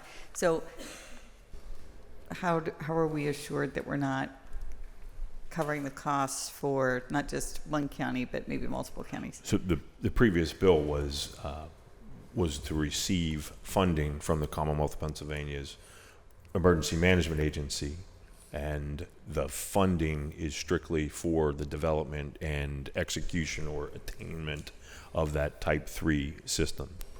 The next phase would be the sustainment funding for that, which is a legislative initiative that needs to be spun up a little faster. In Harrisburg? Yes, ma'am. Okay, so we're getting an initial amount of $6 million for basically ramp up, startup, capital costs. Yes, ma'am. All those kinds of materials, et cetera. And is there a budget for expending that that's attached to the legislation? Because all I've got in front of me right now is the title. There is a very preliminary budget, and apologies that was not submitted. What's probably in the text file, but I don't have the whole text file. We just have the titles on the agenda. It does not utilize the entire $6 million at this time. I think we're 2 years. So, but over 2 years. But it's still a bit in initial planning phases. Great. So. Well, I mean, we're glad to see this. I'm surprised that we haven't really discussed it here at the table much, right? We see natural disasters and loss of life all across the country. And so it's reassuring that we'll be better prepared here. And I think we need to learn more. I'm not sure if any of us on council have had to learn this before, so I appreciate it. I think that's all my questions, Madam Chair. Appreciate it. Thank you. Any further discussion? Do you want to put a plug in for my post agenda I'm hosting today at 2:30 on emergency management in the city? That, all those in favor of Bill 2055, please indicate by saying aye. Aye. Aye. Affirmative recommendation. Thank you very much. Bill 2056. Resolution authorizing the issuance of a warrant in favor of Jones and Bartlett Learning, LLC, in an amount not to exceed $5,704.99 for payment of the books for the Training Academy Recruit Class 134. Motion to approve. Second. Discussion. Seeing none, all those in favor of Bill 2056, please indicate by saying aye. Aye. Aye. Affirmative recommendation. Bill 2057. Resolution authorizing the mayor and the director of public safety to enter into an agreement or agreements with 2A Lifting Services for professional services relating to the testing and inspection of ground ladders for a sum not to exceed $30,000 over 1 year. Motion approved. Brief discussion. Second. Second with discussion, Councilman Since you're here, Coghill. you're probably the right person, right? Yes, sir. Okay, Brian. Okay, just out of curiosity, what's a ground ladder? Ground ladders are the what you would typically see are both our engine companies and ladder companies carrying for portable ground ladder deployment if we need to access the heights of a structure. 28-foot ladder. 28, 35, right, 14, 24, a whole variety of ground ladders. Got it. And this is just for... This is for the required annual inspection and testing of ground ladders to ensure they're serviceable. Is that right? Yeah. So inspection, like, make sure they go up and down. And part of that functional testing is they load the ladders with, I believe it's 500 pounds, and make sure that they do not fail function. They can support the loads that we're going to put them in the field. Understood. Yeah. Okay, that's it. Thank you. Thank you. Further discussion? Seeing none, all those in favor of Bill 2057, please indicate by saying aye. Aye. Affirmative recommendation. Thank you both. That moves us to Public Works and Infrastructure Committee, chaired by Councilwoman Warwick.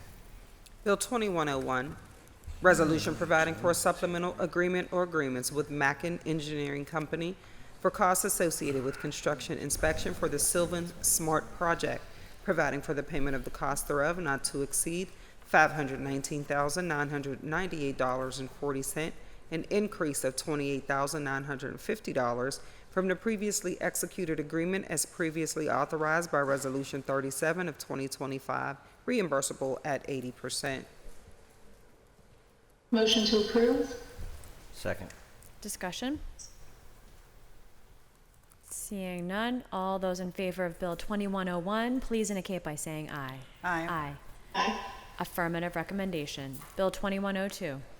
Resolution granting unto MDK Holdings LLC, their successors and assigns, the privilege and license to construct, maintain, and use at their own cost and expense, at no cost to the city, 233 feet subterranean private water laterals with valves and meters in Comrie Way, serving property at 4842 Penn Avenue, 8th Ward, 7th Council District. Motion to approve? Second. Second, discussion? Seeing none, all those in favor of Bill 2102, please indicate by saying aye. Aye. Aye. Affirmative recommendation. Bill 2103. Resolution amending Resolution 103 of 2025, which authorized an amended agreement or agreements with Studio Zood for costs associated with the Homewood Park construction project by amending JDE account information and by increasing the total spend by $176,609.60 for a new not to exceed amount of $2,041,082.30. Motion to approve? Second. Discussion? Seeing none, all those in favor of Bill 2103, please indicate by saying aye. Aye. Affirmative recommendation. Bill 2110. Resolution approving the recommendation made by the Director of the Department of Mobility and Infrastructure that Isabella Street from Federal Street to Sandusky Street in the neighborhood of North Shore, 22nd Ward, be paved with asphalt from origin to terminus in accordance with Section 41706 of the Pittsburgh Code of Ordinances. Motion to approve? Second. Discussion?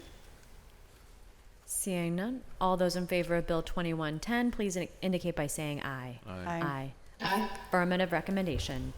New papers, Bill 2066. Resolution authorizing the mayor, the Director of Finance, and the Director of Public Works to enter into an easement agreement or agreements with Duquesne Light Company for the installation and maintenance of one PMH9 switch and one transformer on city-owned parcel ID 83P297, 200 North St. Clair Street, Council District Number 9, at no cost to the city.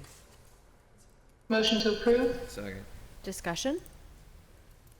Seeing none, all those in favor of Bill 2066, please indicate by saying aye. Aye. Affirmative recommendation. Bill 2067. Resolution providing for an agreement or agreements with Michael Baker International, Inc. for construction management and construction inspection costs associated with the Smithfield Street Reconstruction Phase 1 project, providing for the payment of the cost thereof not to exceed $1,019,394.47, reimbursable at 80%. Motion to approve? Second. Discussion? Seeing none, all those in favor of Bill 2067, please indicate by saying aye. Aye. Affirmative recommendation. Bill 2068.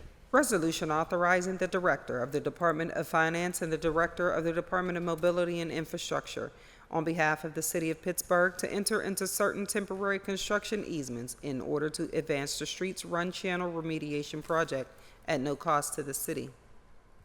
Motion to approve? Second. Discussion? Seeing none, all those in favor of Bill 2068, please indicate by saying aye. Aye. Aye. Aye. Affirmative recommendation. Bill 2069. Resolution authorizing the mayor and the director of the Department of Public Works on behalf of the city of Pittsburgh to enter into a professional services agreement or agreements with Enel X Advisory Services USA LLC to provide natural gas supply services to city buildings and facilities, as well as natural gas cost management services on behalf of the city in an amount not to exceed $1 million per year and at a cost not to exceed $5 million over a span of 6 years. Motion to approve, brief discussion. Second. Second, discussion. If we could just have someone to the table, apologies that I'm not in chambers today, but just to explain this a little bit.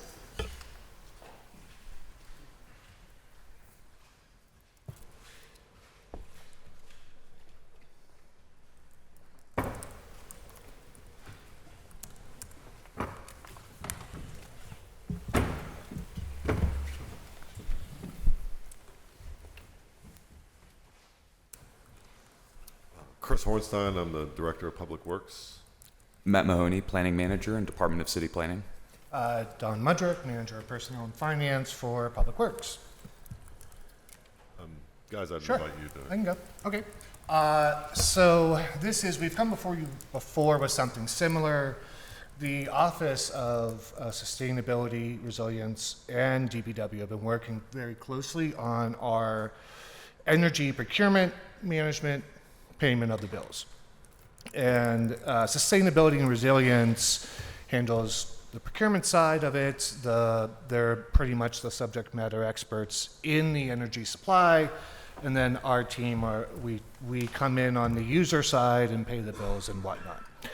So what we've done here and before you is we've gone out to RFP for our natural gas broker. We had 3 responses. They were reviewed by a team. Enel does have a current history with the city. They're familiar with us and our assets. They ended up winning the award, and so now they'll be hired to go out into the market and negotiate our prices for natural gas that go to people who then go to us. The $1 million you see in there will actually be paid via our gas bills, as a fee on our gas bills. So this isn't an additional $1 million to our budget for utilities. It's baked in a sense. And that's it in a nutshell. We're very excited to keep going forward with this work.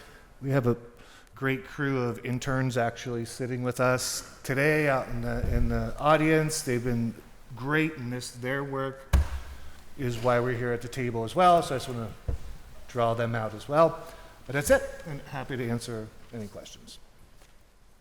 Thank you. Yeah, so just briefly, I mean, this is not an area that I'm super familiar with, but, just to understand, with our buildings and facilities, so we're using natural gas, but that, as I understand it, is not the most sustainable, right? I mean, ideally, we'd be, using solar, electric, other greener solutions.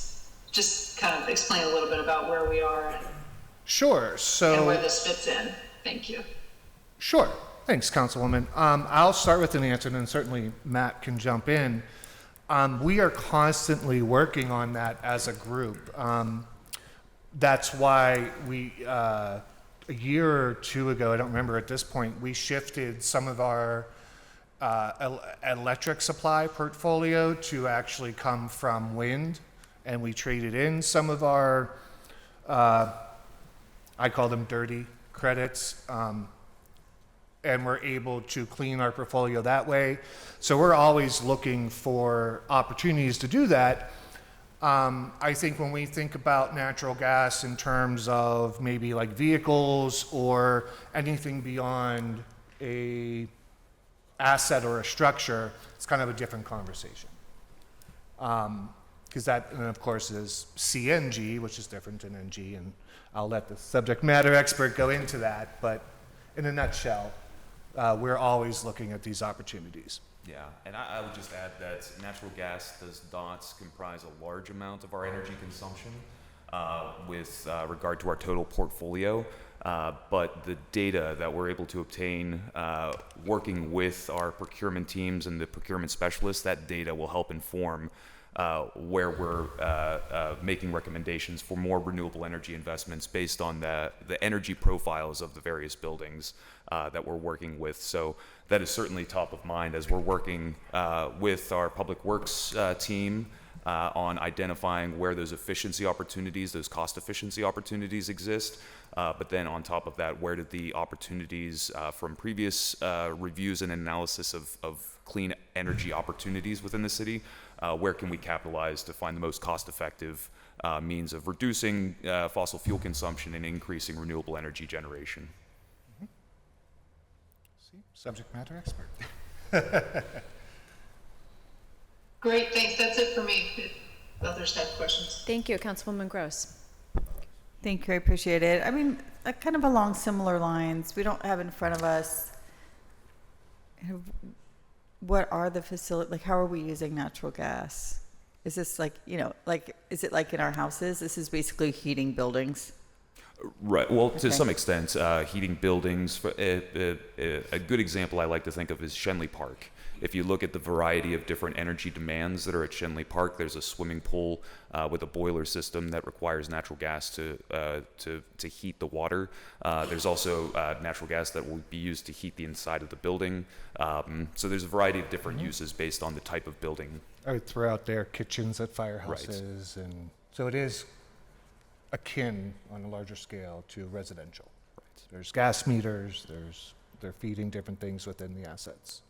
Shenley Park swimming pool is heated? Oh, that's a director question. I'll have to confirm. Shenley Park swimming pool has a boiler? I apologize. I may have misspoke on the Shenley Park swimming pool heated. But my point is that there's a variety of different technologies that use natural gas and can be changed from natural gas to electric. Yeah. Right. So similarly, right? I mean, I notice more and more of neighbors and residents switching their stovetops to induction, which is not really just the hot plate thing, but it's a completely different technology, and disconnecting cooking from gas. Sure. And some cities have actually banned natural gas from kitchens entirely. Like, so new construction, I don't think they come to your house and like turn off your gas for your stove or anything, but like for new construction, you're not allowed to do like kitchens with gas or something. And so this is definitely part of people's discussion, the public's discussion on this, and then also the price point. So I assume you've done this, right? So I don't know how much it would save. It sounds like a very marginal cost of how many cooktops we have or ovens that we have that are connected to gas. But the price points have really come down on the cost of energy versus the cost of natural gas. I mean, even here we're still exporting fossil fuels, exporting gas. So we can't analyze this stuff all the time, but have you done any numbers on those kinds of things? You said you've been tracking. So there's sort of the social cost of carbon that I think you're... No, the actual cost, like paying the bills, was actually what my question was. Oh, okay. Well, with regards to the actual cost, yes, natural gas is still cheaper than electric induction stovetop. Correct. Well, that would depend on a case by case. I wouldn't want to provide an umbrella sort of comment on that, but I would say that there are other benefits that come along with electric induction, such as air quality improvements and efficiency improvements to the utilization of energy. You're not losing a lot of heat from induction as opposed to exactly. I literally, gas. just sidebar, I apologize, but like I literally bought one of those portable single burner ones just to experiment with it, because I have teenagers in my house and my youngest teenager doesn't really want to use the flames stovetop. So I was like, well, let's see. It doesn't work with all of your kitchen pots and pans. You have to make sure it's, I think, iron or steel that is conductive. And then but you plug it in, and a pot of water boils a lot faster than your gas stove top. And exactly, there's no residual heat. You get near a pot on your gas stove on the cooktop. So in these days, we don't have central air conditioning. It's been great to have this one just $50 plug-in induction burner thing, kind of like an old hot plate, but it's a different kind of device. So I'm just interested in how that scales up or doesn't scale up when we're talking about the amount of bills that we're paying for our facilities, because the technology just keeps changing. I don't know, like 5 years ago, I don't think there were inductive stovetops, right? And they certainly weren't as widely adopted. And I definitely know people, like I said, who've converted. So there's that. And then similarly, I also have, natural gas, 100-year-old, more than 100-year-old not steam, but hot water radiators all through my house. And I've been a big fan at how steady they keep the temperature and all those kinds of things. But more and more people are installing solar on their homes and relying more on electric for heating and cooling and their other electric uses. Do we have any any solar panels?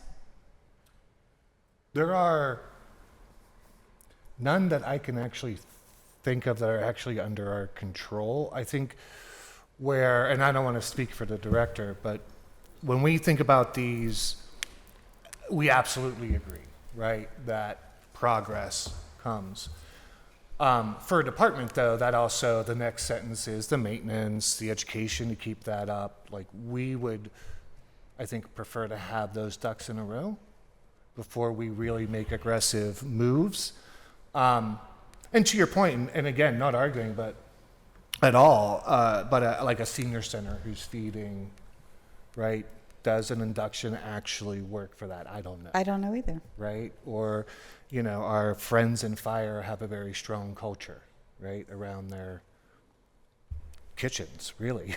As do we all, right? Yeah, right? Some people are still going to be really devoted, but that's kind of what made me think of it. I'm thinking of one particular friend who is a very good cook, who I distinctly remember us talking about this, and she was like, I will give up my natural gas, cooked up over my dead body, and she now has an inductive one. Yeah. 5 years makes a difference, right? So, but we look forward to getting there. Just again, a little bit of a side tangent, but this is actually what this natural gas purchase is doing. It's heating buildings and doing cooking at the various facilities that have cooking. Okay, that's it. That's all my questions. I appreciate it. Thank you. Further discussion? Seeing none, all those in favor of Bill 2069, please indicate by saying aye. Aye. Aye. Affirmative recommendation. Thank you all. Madam Chair, I would like to register yes votes on the remaining bills. So noted. Thank you. Bill 2070. Bill 2070, resolution approving the recommendation made by the Director of the Department of Mobility and Infrastructure that the concrete portion of Cox Avenue from Elwell Street to 5326 Cox Avenue be paved with asphalt in accordance with Section 41706 of the Pittsburgh Code of Ordinances. Motion to approve? Second. Discussion? Seeing none, all those in favor of Bill 2070, please indicate by saying aye. Aye. Aye. Affirmative recommendation, Bill 2079. Resolution approving the recommendation made by the Director of the Department of Mobility and Infrastructure that the concrete portion of Hillcrest Street between North Graham Street and North Fairmont Street be paved with asphalt in accordance with Section 41706 of the Pittsburgh Code of Ordinances. Motion to approve? Second. Discussion? Seeing none, all those in favor of Bill 2079, please indicate by saying aye. Aye. Aye. Affirmative recommendation. That moves us on to Human Resources Committee, chaired by Councilperson Charlin. Bill number 2054, resolution authorizing the mayor and the director of the Department of Human Resources and Civil Service to enter into a professional services agreement and/or contract with NeoGov for the continual maintenance of software for HR workforce management, applicant tracking, and civil service testing, and providing for the payment of the cost thereof, cost not to exceed $52,000. Motion to approve? Second. Discussion? Seeing none, all those in favor of Bill 2054, please indicate by saying aye. Aye. Aye. Affirmative recommendation. That moves us to Land Use and Economic Development Committee, chaired by Councilman Wilson. Bill 1897, deferred paper, resolution approving an amendment to a previously approved institutional master plan under the Pittsburgh Code Title IX zoning, Article 2, Chapter 905, Section 90503D, and Article 7, Chapter 922, Section 92212G for Duquesne University, entitled Duquesne University Institutional Master Plan dated January 2022 on property zoned EMI Educational Medical Institution District, 1st Ward, Council District 6. Motion to approve. Second. Discussion? Seeing none, all those in favor of Bill 1897, please indicate by saying aye. Aye. Aye. Affirmative recommendation.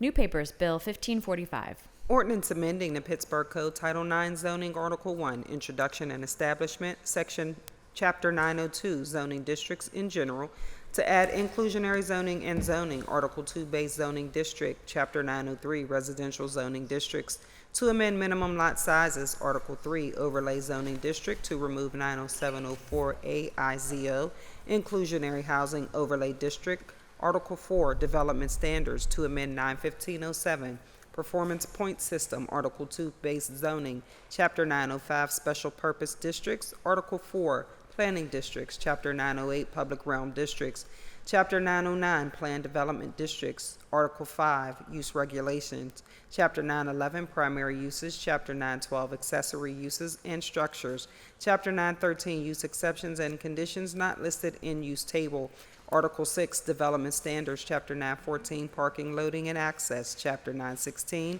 Residential Compatibility Standards, Article 8, Review and Enforcement, Chapter 922, Development Review Procedures, to remove minimum off-street parking from the zoning code, Article 5, Use Regulations, Chapter 912, Accessory Uses and Structures, Article 9, Measurements and Definitions, Chapter 925, Measurements, and Chapter 926, Definitions. Defer to the bill sponsor.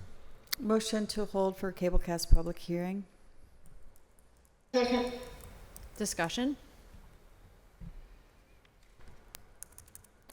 Seeing none, all those in favor of holding Bill 1545 for public hearing, please indicate by saying aye. Aye. Aye. Bill be held. Bill 2071. Resolution authorizing the mayor and the director of the Department of City Planning and director of the Department of Mobility and Infrastructure to enter into an agreement on behalf of the city of Pittsburgh with Duquesne Light Company to partner on the Community Fueling Infrastructure Grant Project at no cost to the city. Motion to approve. Second. Discussion? Seeing none, all those in favor of Bill 2071, please indicate by saying aye. Aye. Aye. Affirmative recommendation. Bill 2072. Resolution authorizing the mayor and the director of the Department of City Planning to enter into a professional services agreement or agreements with Christine Davis Consultants, Inc., in an amount not to exceed $49,600 over 1 year to provide archaeological services to Westinghouse Park, a city park. Motion to approve. Second. Discussion? Seeing none, all those in favor of Bill 2072, please indicate by saying aye. Aye. Aye. Aye. Affirmative recommendation. Bill 2081. Madam Chair, do you want to just read these two together? I'm just going to hold until after recess. Certainly. Bill 2081 and 2082. Bill 2081, ordinance amending and supplementing the Pittsburgh Code Title 7 Business Licensing, Article 7, Service Businesses, adding a new Chapter 768, Short-Term Rental Housing, and Bill 2082, ordinance amending and supplementing the Pittsburgh Code Title 9 Zoning, Article 5, Use Regulations, Chapter 911, Primary Uses, 91102, Use Table, and adding Section 91104A101, Short-Term Rental, and amending and supplementing the Pittsburgh Code Title 9 Zoning, Article 5, Use Regulations, Chapter 912, Accessory Uses and Structures by adding Section 91209, Short-Term Rental. I'll defer to the bill sponsor. Thank you all. I haven't had a chance to get input from all members, and certainly I'm getting input by email, by public comment, and otherwise. So I suggest we just hold this bill for 7 weeks so we can kind of plan out how to best get all of the input and feedback. So motion to hold for 7 weeks. Second. Discussion? Yes, briefly, Council, if I may have interrogatory, Councilwoman, how are you gathering feedback from folks that own Airbnbs, operate Airbnbs, service Airbnbs? What is the best method for them to contact you? I'm open to suggestion. I'm receiving emails at district7@pittsburghpa.gov. If you have any other suggestions, Councilman, I'm happy to hear them. No, obviously this is something that affects all of our districts here. I just want to make sure that that this is not something that we're doing without the input of. Would you like a longer hold? No, I mean, I guess my concern is more what is the plan for engagement during that hold? I think we have 7 weeks to figure out that engagement, which is, I don't have a plan, and I'm open and eager to have that discussion, which is why I'm not motioning to sending this to Planning Commission, right? So that would be the normal, if you can see at home on the agenda, it says that this needs to be sent to Planning Commission. I am suggesting that we not do that today, that we hold this for 7 weeks, which will take us into the middle of September. And then we can have this discussion on live TV if you'd like, or we can talk as soon as the cameras are off, and you can share your ideas about how to do outreach. We can brainstorm together on how to do outreach. Certainly we had members of the public who came to testify here today. They're welcome to reach out to us. We can have big meetings, small meetings, Zoom meetings. We can have, I think we should talk. Okay, thank you.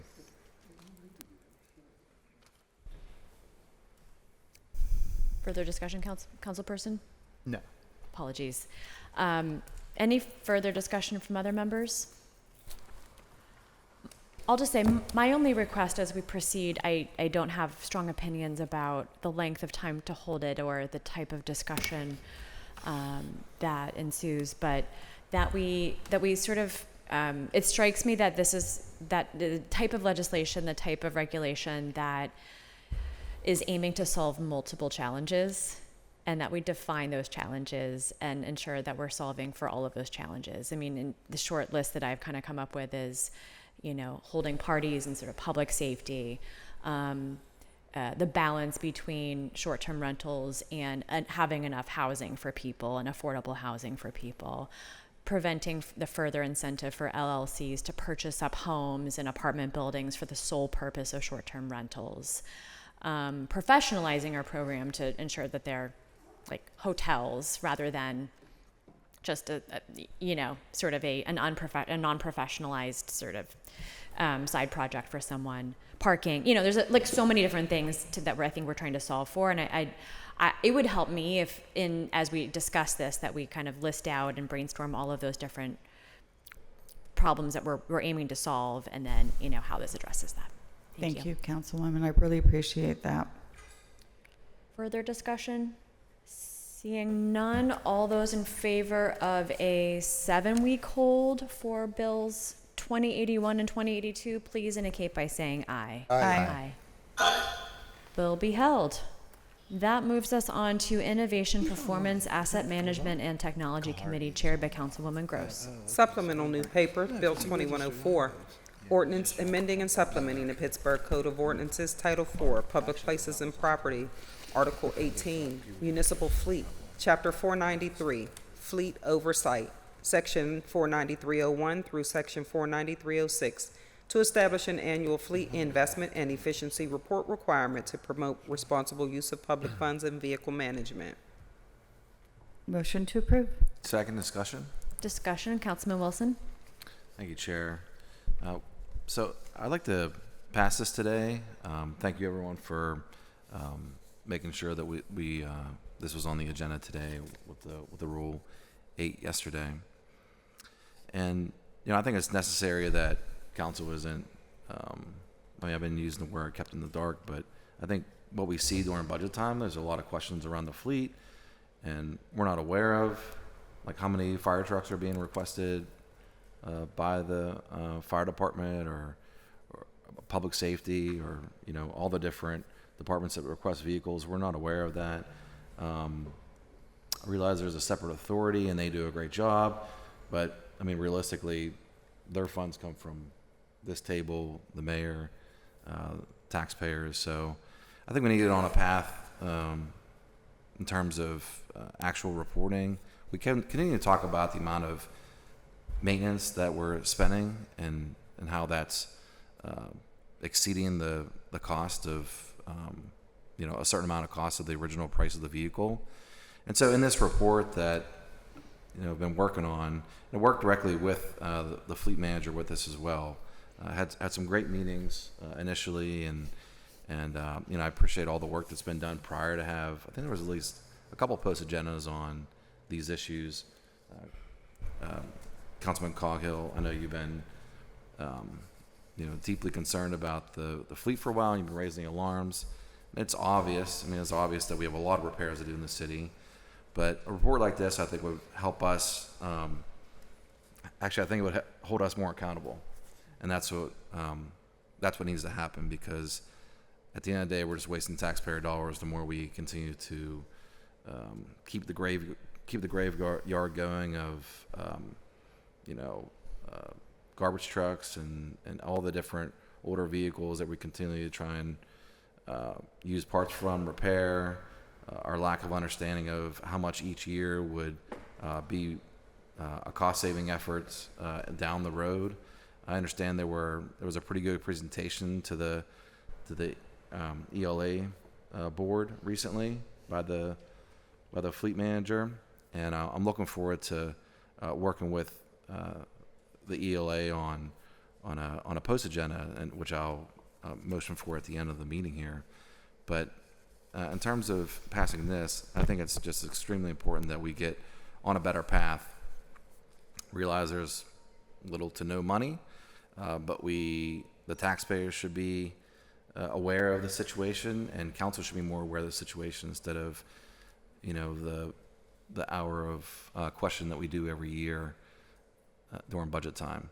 So I appreciate everyone's support on this. If you could give it, thanks. Thank you. Councilman Coghill. Thank you, Madam Chair. Well, I want to thank you, Councilman Wilson, for bringing attention to this. It's a hot mess, let me tell you, okay? And I serve on the Equipment Leasing Authority Board. When I saw the 5-year outlook at, I think, average of $2 or $3 million a year, when we should be putting in $20 million a year, I just kind of threw my hands up and walked away from it because I feel like I was getting nowhere. So with your efforts, again, I appreciate you bringing attention to it. I'll be there for the post agenda. We do need to get a grip. We really do. I've been kind of absent with the whole thing because I'm frustrated with it. So I look forward to working with you and other members, and I'm certainly supportive of it. Thanks. Thank you. Further discussion? I want to thank you for this legislation. I want to thank you for thinking through a systematic way that we can keep better tabs as a council body on this, the holistic picture rather than bit by bit as we get during budget season, as you mentioned. Seeing no further discussion, all those in favor of Bill 2104, please indicate by saying aye. Aye. Aye. Aye. Affirmative recommendation. New papers, Bill 2058. Resolution amending Resolution 877 of 2024, authorizing the mayor, the director of the Department of Innovation and Performance, and the Office of the Mayor to enter into an agreement or agreements or amendments thereto with Encapsulate, now doing business as Accenture, to upgrade the city's customer relationship management system and our related capabilities and processes by increasing the approved amount by $30,000 for a total cost not to exceed $1,125,755.33 over 3 years, subject to appropriation by City Council in future budget years. Is there a motion? Motion to approve. Discussion? Sorry. So you need a second. Second? Second discussion. Discussion, Councilperson Charlin. Is someone here to discuss this?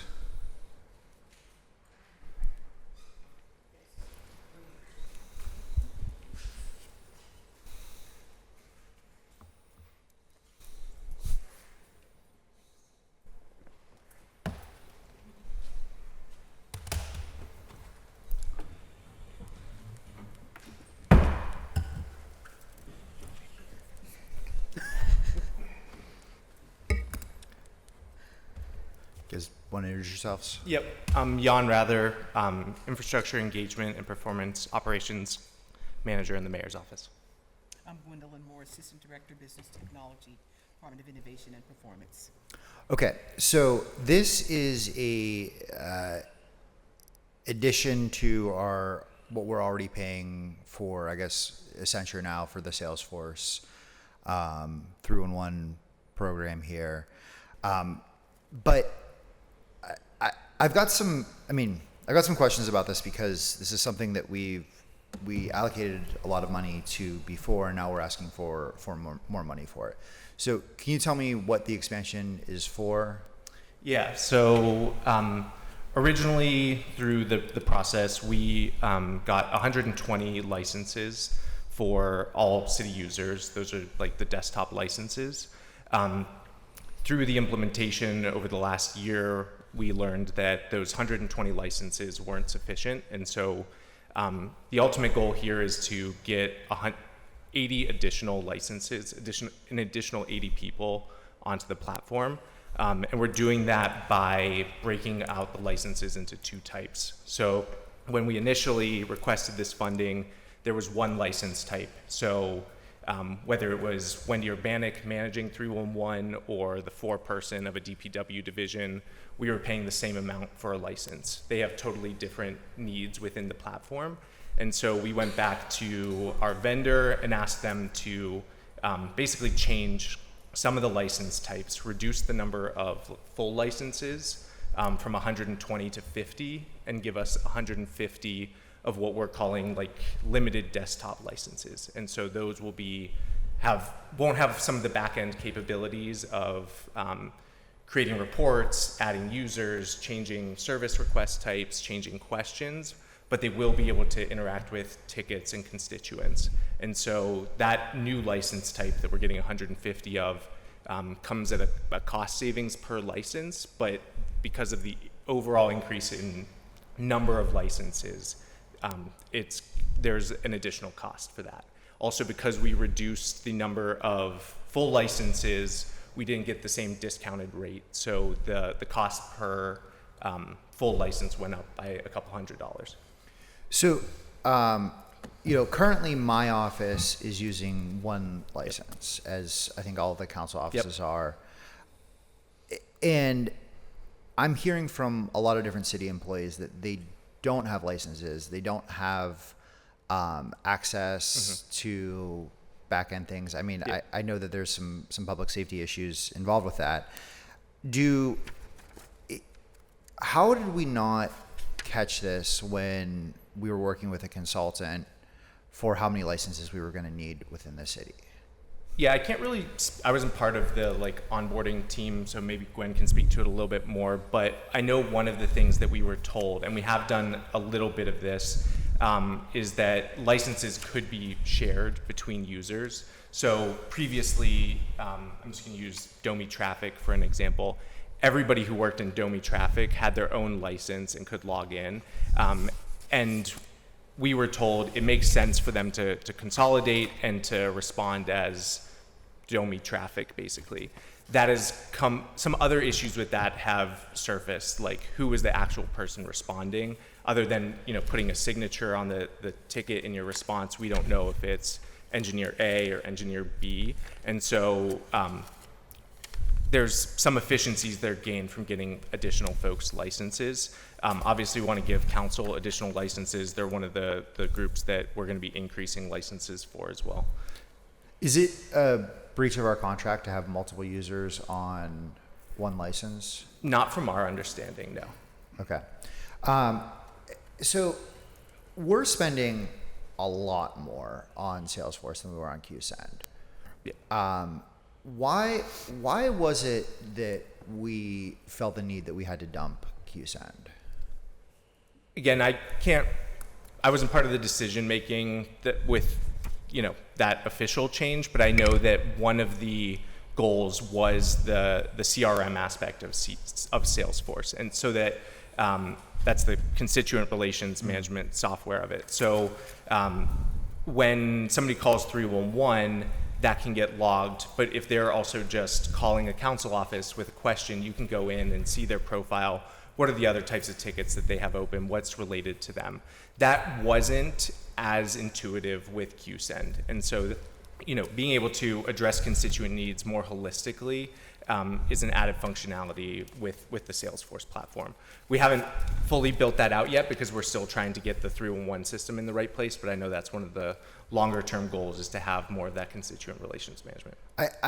I'm unclear on that because I was by all means a super user of, I'm admittedly less of a super user now that I'm a member, but when I was a staffer, and it was always something you could look up by phone number, by name, by anything. You could see anything that anyone put in their previous record in QSend.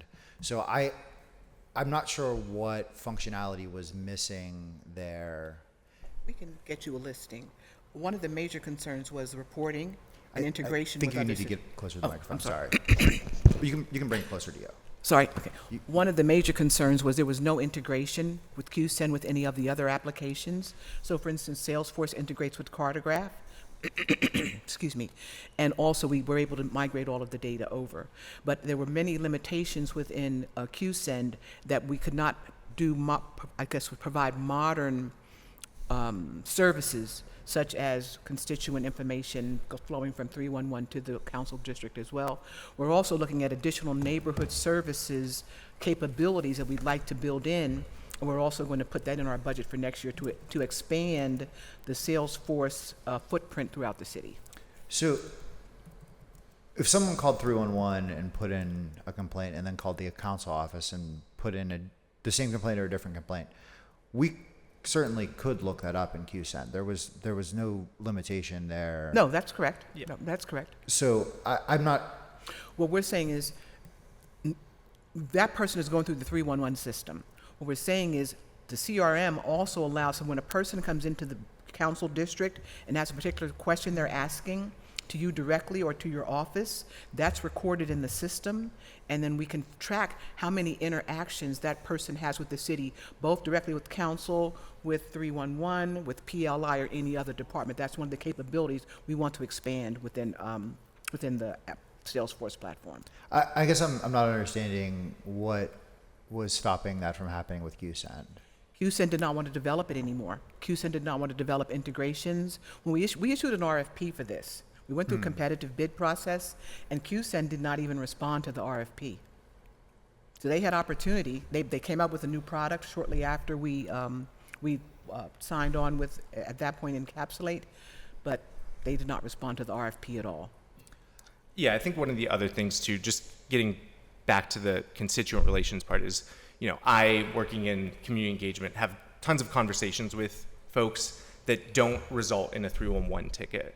But with the new CRM, I could go back to the office after a community meeting and say, I talked to Jane Doe about X, Y, and Z, and that's in a log that's associated with their name and their address, in addition to any 311 tickets that they have submitted. Admittedly, we haven't gotten to that full functionality. We haven't fully explored that yet, but that I know is one of the stated goals of having this constituent relations management software versus a service request management software. I guess I still don't understand why that couldn't have happened in QSend. It has to be developed within the software, and QSend did not want to develop those at that time. I think since then they have, but at the time when the version that we were on in QSend was not meeting our requirements. And as I said, we did issue an RFP where they had equal opportunity to respond if they were able to do the things we wanted to do, and they did not respond.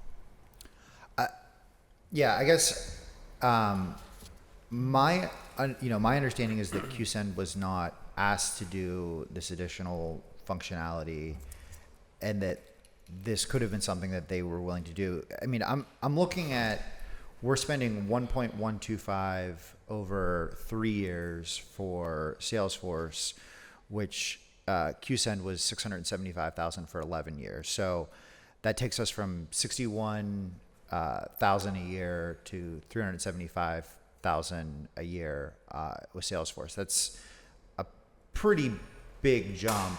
And if the different functionality that I'm really hearing is our ability to log interactions that don't relate to a ticket. I don't know how we justify that.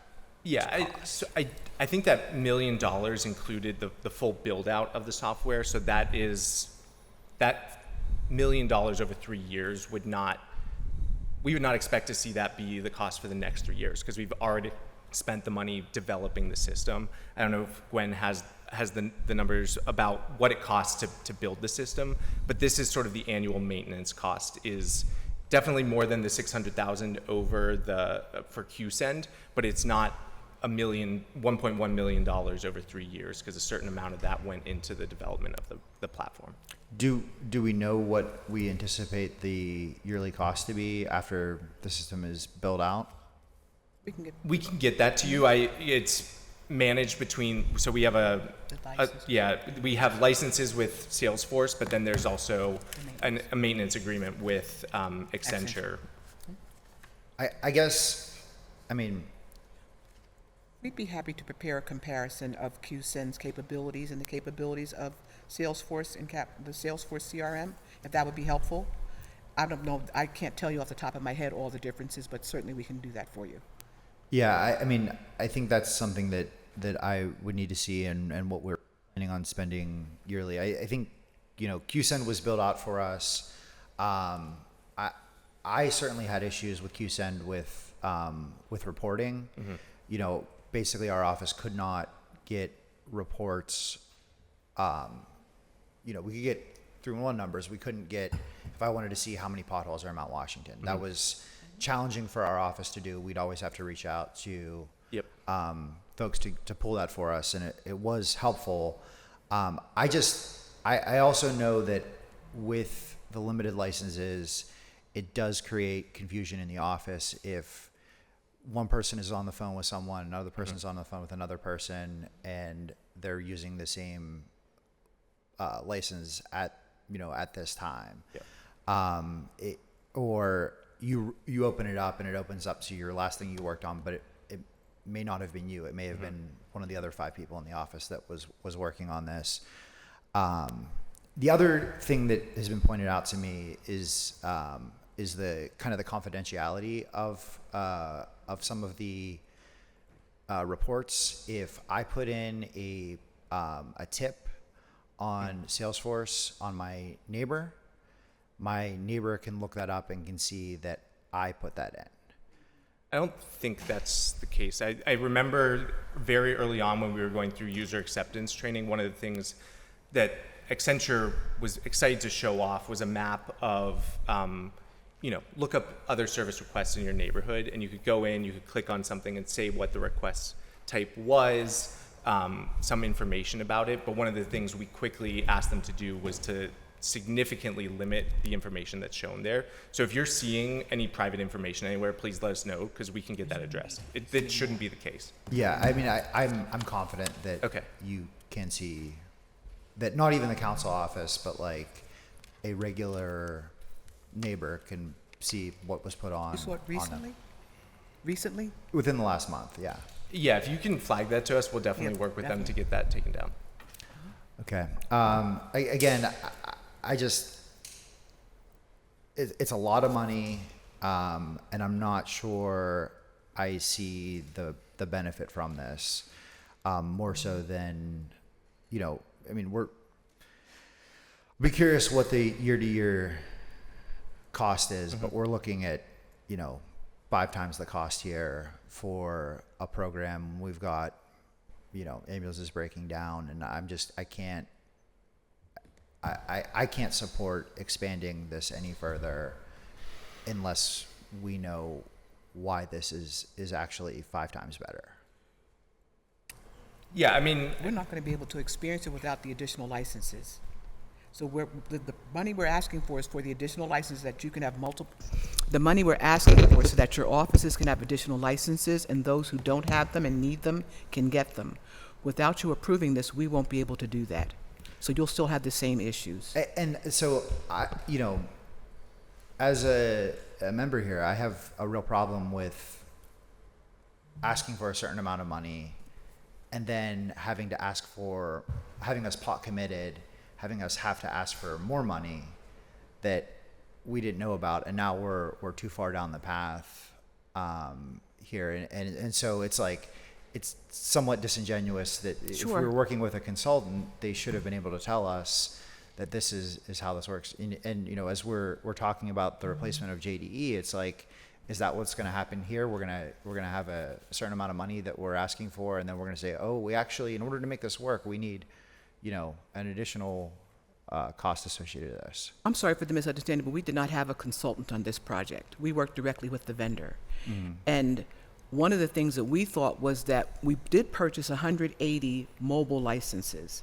And we assumed that many of our staff would be using the mobile licenses with their laptops or their cell phones.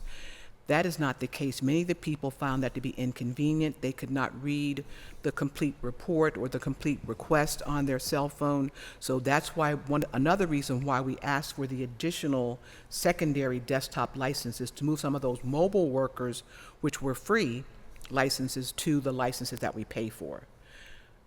We were wrong in assuming that those people would be able to work. The DPW workers, the DOMI workers, the inspectors would be able to do all their work on their cell phone, their laptop. They did not. So that's another reason why we have to have the additional licenses. We're trying to improve their experience in working with the system, and without those new licenses, their experience will not be changed. And I understand. Yeah, I mean, understand guess your concern. When sounds like we shouldn't have done this then. We came to the table for approval to buy the product the first time. We did a lot of comparison at that time. The only thing that I think is really different now is the fact that we assumed we would have more mobile workers using the mobile app on their phones and laptops. That's the only thing that I think is different in what we presented to you when we first purchased the product as to where we are now. But experience has taught us that our staff is not ready for doing their work on cell phones and laptops out in the field right now. We do expect that as time goes on, people will do that.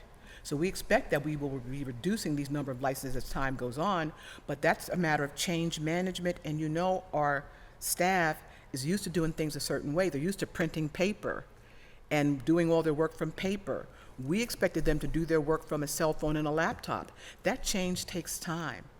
And that's what we're paying for right now, is the fact that they cannot do their work on the laptop, they cannot do their work on the mobile phone. They require a secondary desktop license so that they can do the work the way they've been used to doing it.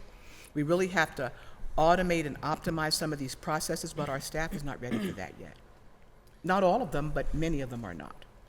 And I'll just add, I think it's not reflected in the cost, but there's opportunities with the new software, the integrations that Gwen was talking about, integrations with Cartograph, with OpenGov, potential future avenues that integrate much better with Salesforce. And so one of the things that is not online yet, but we're hoping to establish, is that Cartograph integration, which would basically take a ticket about a street light, open that up in Cartograph, rather than having a separate track for 311 tickets than items that are in Cartograph. They would talk to each other so that when a ticket gets opened about streetlight A, it gets opened in Cartograph as streetlight A as well, rather than having to print out that ticket, go into Cartograph, change it there, come back to 311 and change it there. So there's additional integrations that aren't reflected in the cost yet, or the benefits of the cost, I should say, but that are opportunities that are still out there for us with this platform that were never possible with QSend. Yeah, or is that integration going to cost us more? It did cost something, and we already have completed that. So we've paid for it, we're just not using it? We are using it now. But we just said the integration is not online. Some of them are, not all of them. So I don't believe the Cartograph integration is, but the integration with One Stop PGH, for instance, the PLI, the inspectors, permitting, that integration is there. It's in the development process. We actually went live in February, and we're doing on many of the integrations and the different upgrades as we're going along. Okay. Yeah, to me, I wish you know, when we first met about bringing in a new CRM, we've voiced our concerns about QSend, and we've not seen much of what our office asked for in the new CRM software. Now, to me, this is looking like quite a money pit for us, and you know, I do regret voting for that at that point. So I guess that's really all I have. I just have been. I hope we can find a way to do better with this. Thank you. Thank you. I think I saw Councilman Wilson followed by Councilwoman Gross. Thanks for coming to the table. I did have just a general question. You said that if we don't pass this, there could be some issues. So if we held this until after the recess, is that an issue? The issue is that we have people with mobile licenses who can't use the mobile licenses, and they need the secondary desktop license to do their work. That's what this will do. It's just going to be a matter of them still not being able to do that until we get the funding for the additional licenses. Or it's requiring additional workarounds right now, right? Like somebody a step higher is having to print off tickets rather than being able to give the foreman a ticket and being able to assign work. It's somebody happening a step above that is printing it, handing it to the foreman and their crews. Okay. I'm getting reports that, or I've had multiple reports about some issues, and one of the issues that I'm seeing is that the, what residents get back, or really everyone's using the system, that they are, they're not sending any info back on the emails. I know that there were some integration issues with the emails and what was going back to people, but I believe we've been working on getting those lined up so that the right information is getting to people. One of the things on the back end is there's a number of different places where respondents can enter information, and there's only, I believe, one that actually directs it to the person who's submitting the ticket. Some are used for internal comments or comments about the ticket, and those aren't necessarily sent out. So there's some training I think that we still need to do with folks about where to put the comments so that they are going to constituents. Training with the 311 team. 311 team if they're the ones responding, otherwise the departments if they're the ones responding. Yeah, because, where would people report the issues that they're seeing? With the 311 system, or yeah, they would reach out. Say they get emails back and they're like, "This isn't sufficient information for me to do anything." Like it's blank. I don't know what. Yeah, if they want to reach out to. Where would they? Where's the portal for? Yeah, if they want to reach out to 311, we have a 311 call takers ticket that we can log that and track that. I know Wendy Urbanik has mentioned a number of times, this user is calling saying they can't log in, or they're not seeing their tickets in their account, and we've worked with Accenture to try and get that access. I know that the question about folks not seeing information in the emails that they're getting was one of the things that we've been working with Accenture on already. So. Yeah. So, for instance, for PLI, they'll need to know whether or not they found a violation, whether when the next inspection date is, and whether it's been escalated to the court. And so, is PLI providing complaints? Are they giving complaints to you? So, I don't want to get this wrong, so I'd like to go back and confirm, but I think one of the things that we still need to work out a little bit more is those sort of like interim reports from PLI. Like residents, when they submit a ticket, are getting notification, and then when a ticket is closed, they're getting information. But there's a number of steps that are happening within PLI in between that aren't being sent. And so we do need to go back and understand why those aren't being sent, if that's intentional, or if that's a bug in the system or a feature that we need to turn on or something like that. Okay. So I'm going to hold any more questioning, but we should talk further about this because, hopefully we can work through these issues. Because it seems like a pretty We do serious issue if people are used to getting. We do have an issue log that we work with them each week. We have an issue log where we have identified the issues, and we can share that with him. Yep. We can share the issue log with you. And each week they work on the issues, and then we sync up the following week. So we've had 100 issues, let's say, and we're down probably now to about 20. So we're still working through, let's call it working out the bugs, so to speak. So as items as you become aware of items, please let us know, and we can add that to the log and work with Accenture to get those resolved. Okay, so yeah, maybe it's a future briefing that we have. But what's, you said there some people like QSend didn't even put in for an RFP. I'm sorry, they didn't respond to the RFP. So what are other cities using? Like, are they doing the same thing? There's multiple cities who have Accenture or encapsulate customers and now have Accenture. There's a number of, we probably got 20 responses to the RFP. Of those responses, I think maybe 4 were Salesforce resellers. Some of them were ServiceNow resellers, Microsoft Dynamics. Okay. There were multiple responses. And we had the committee who made the decision we had representatives from each of the departments who helped us make that decision and evaluate the RFP. Thanks, Alan. Any further questions? Thank you. Councilwoman Gross. Thank you, Madam Chair. I'm happy to support this bill today. I know that we have, it's only an additional $30,000 over 3 years, is the way I'm reading it? Yeah, I mean, we're already into year 1, so it's over the next 2 years. Okay, so that's $10,000 per year for the additional 80 desktop licenses that will allow employees who need to be using it but aren't using it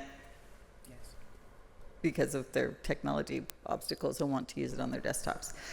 However, I will also say, because of the many issues that came up at the table, we, I think, are striving for, we heard you say you are striving for this integration of, and not just being a separate software for 311 that doesn't integrate, because the long-standing complaint that we've been getting for many, many, many years is 311 said my case is closed, but I don't know what happened. And so that's what I hear. We're trying to help people be able to see digitally, right? I called 311 and then this other thing happened. Like this department or that department responded this way. So I appreciate that, and we're still trying to get there fully. The thing that came up in discussion that I just want to say is that we are not, as a council office, using the CRM capacity. I believe that council should have CRM capacity. I do not believe it should be integrated with Salesforce where other people have eyes on it. So I just want to say to my constituents, we're keeping our records the same way we always have been. When you call my office, you can tell us what you want to tell us, and no one else is going to see it. Right? So we have really strict rules about discretion. If you want us, when you call, to file the 311 on your behalf, we will do that. If you want to call and just tell us something else that's happening in your neighborhood, something else that's happening, even, interaction that you had with city employees, certainly we get a lot of calls about the subcontractors for one of the authorities or for the city, that stays in-house, right? And so but the problem with us doing it on paper and on spreadsheets is that, the person who's taking your call, or if I'm taking your call in my office, if I want to look up the thing you told us about 3 years ago, that's going to take me a while. We don't throw the records out, but, let alone if you've, called the District 7 office before I was in office, but then you've also called 3 times when I was in office, and I can't adequately see. We actually do periodically do that kind of looking back, or it's too often in my head while I'm saying to my staff, oh, I remember that from 6 years ago before you worked here.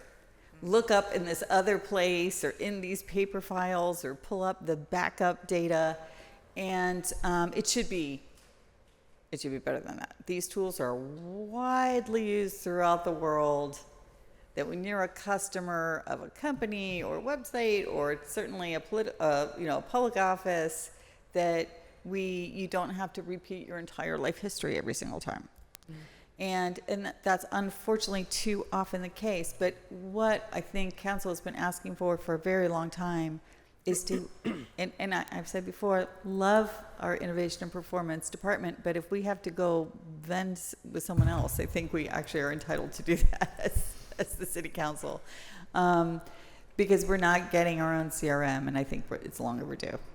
So that's my 2 cents. Again, I'm happy to support this bill today. And I certainly, every other elected official I work with at every other level has access in their legislative office to constituent records. I know for a fact we often rely on our state representatives that we overlap with, because when they change office, the state makes sure that the previous office holders' constituent records stay for the next representative. So that they can get that continuity of issue, let alone the fact that they have phone numbers for their constituents, right? And we, sometimes if someone doesn't leave their phone number, our phones don't even capture it. FYI, our phones don't capture it. So we've been known to call the state rep's office to be like, hey, this person by this name on the street called our office about an issue, but do you have their phone number? Because the state provides that for state reps, and the city doesn't provide it for the city council members. So you've heard that before. I just wanted to say, I do think we could provide better constituent services if we actually had software that was better than what we're doing on our own. That's all I have, Madam Chair. Thank you. Any further questions? Councilman Coghill.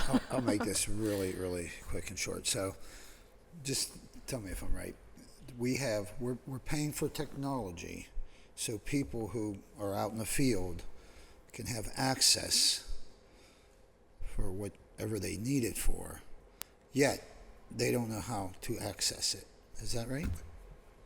I don't think it's not necessarily a matter of not knowing how. Some of it is a little bit of playing catch up, not necessarily like in conversations with DPW and DOMI, the crews change from day to day. And so a tablet would not be assigned to an individual person, because you might have a day where 2 people with tablets are in the same truck, but rather getting to a place where every truck has a tablet so that whoever is in there can open up the tickets for their day and start entering that.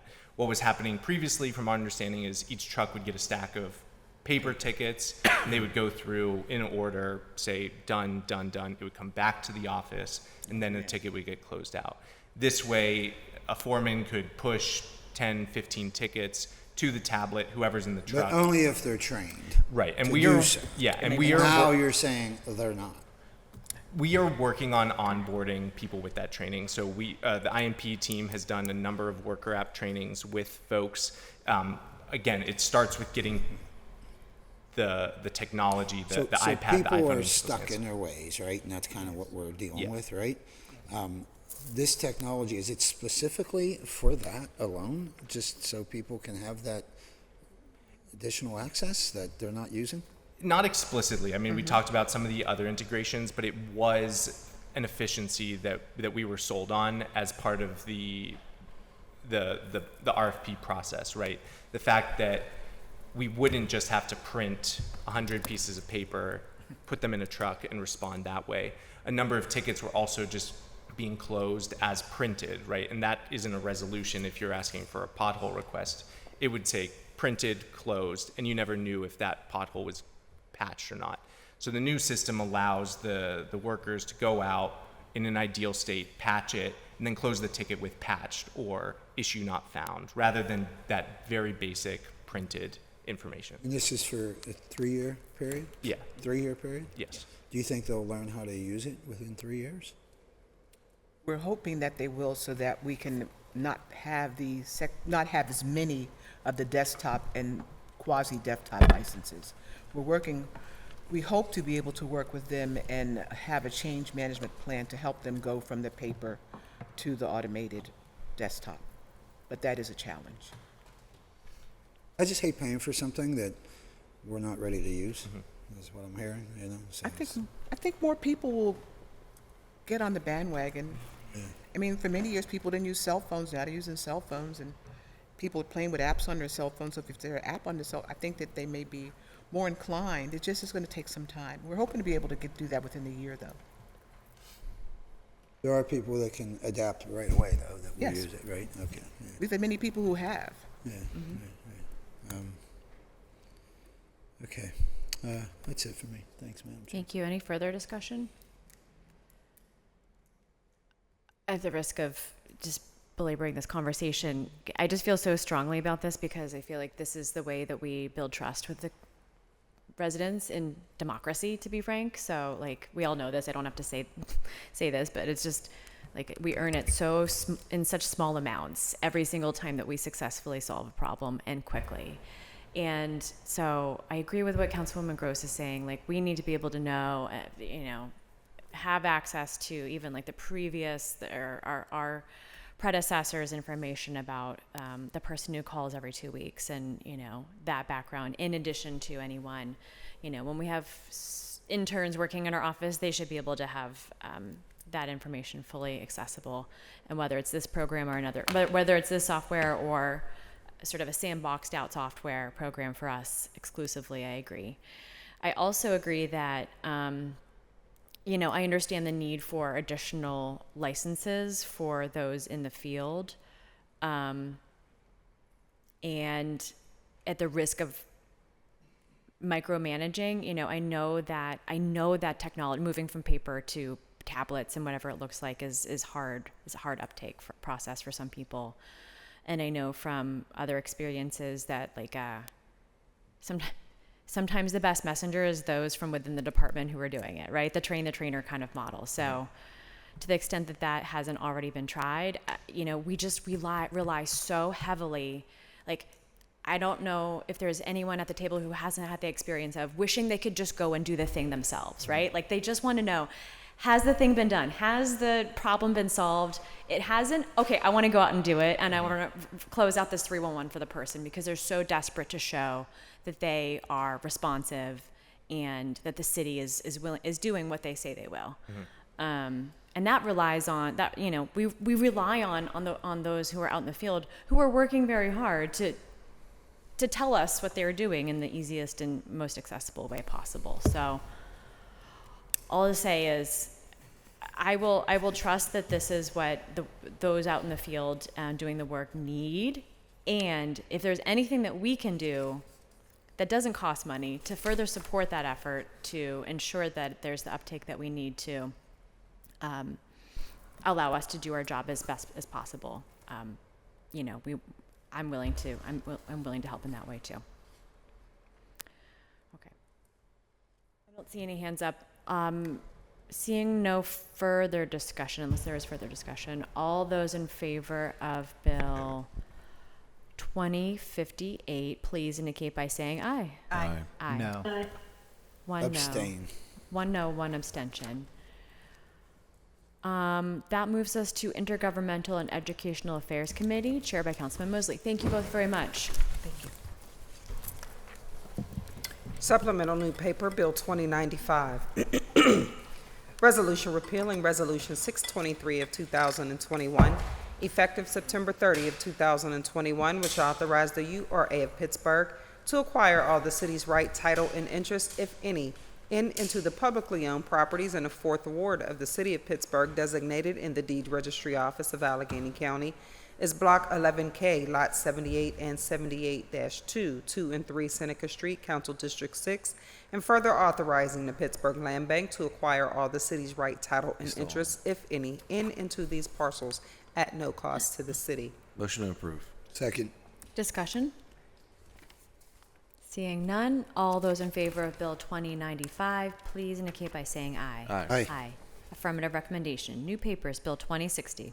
Resolution authorizing the mayor, the director of the Office of Management and Budget, and the director of finance on behalf of the city of Pittsburgh to enter into an intergovernmental cooperation agreement or agreements with the Public Parking Authority of Pittsburgh for the purpose of consolidating the provisions of 6 prior agreements and leases into one document, and to supplement and or revise the operational and revenue sharing relationships between the parties. Motion to approve. Second. Discussion? Discussion. Discussion, Councilperson Charland. Someone here to talk to us about this? Madam Chair, do we have another member online? I have to. have No, Councilwoman I have a Wa- meeting too. I'm We sorry. have Councilwoman Warwick online. What time's your meeting? 1? Council President is also online. We have two joining us Oh, we online. get 2? Okay. You got two?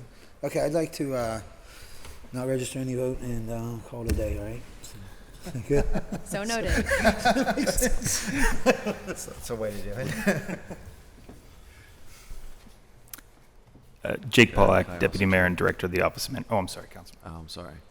Oh, no, sidebar. So with it, if I leave, there still is a quorum. Deputy Mayor and Director So of the if Office I- of Management and Budget. Sorry, Sorry, if you sorry, allow sorry. me, I just wanted to register aye votes for remaining bills. And would you allow me to motion for the post agenda now before I Certainly. leave? Sorry. Yeah, thank you. Yeah, certainly. I can do that on Tuesday. I'll do it on Tuesday. Yeah, thank you. So noted. Thank you. I'll do it right now.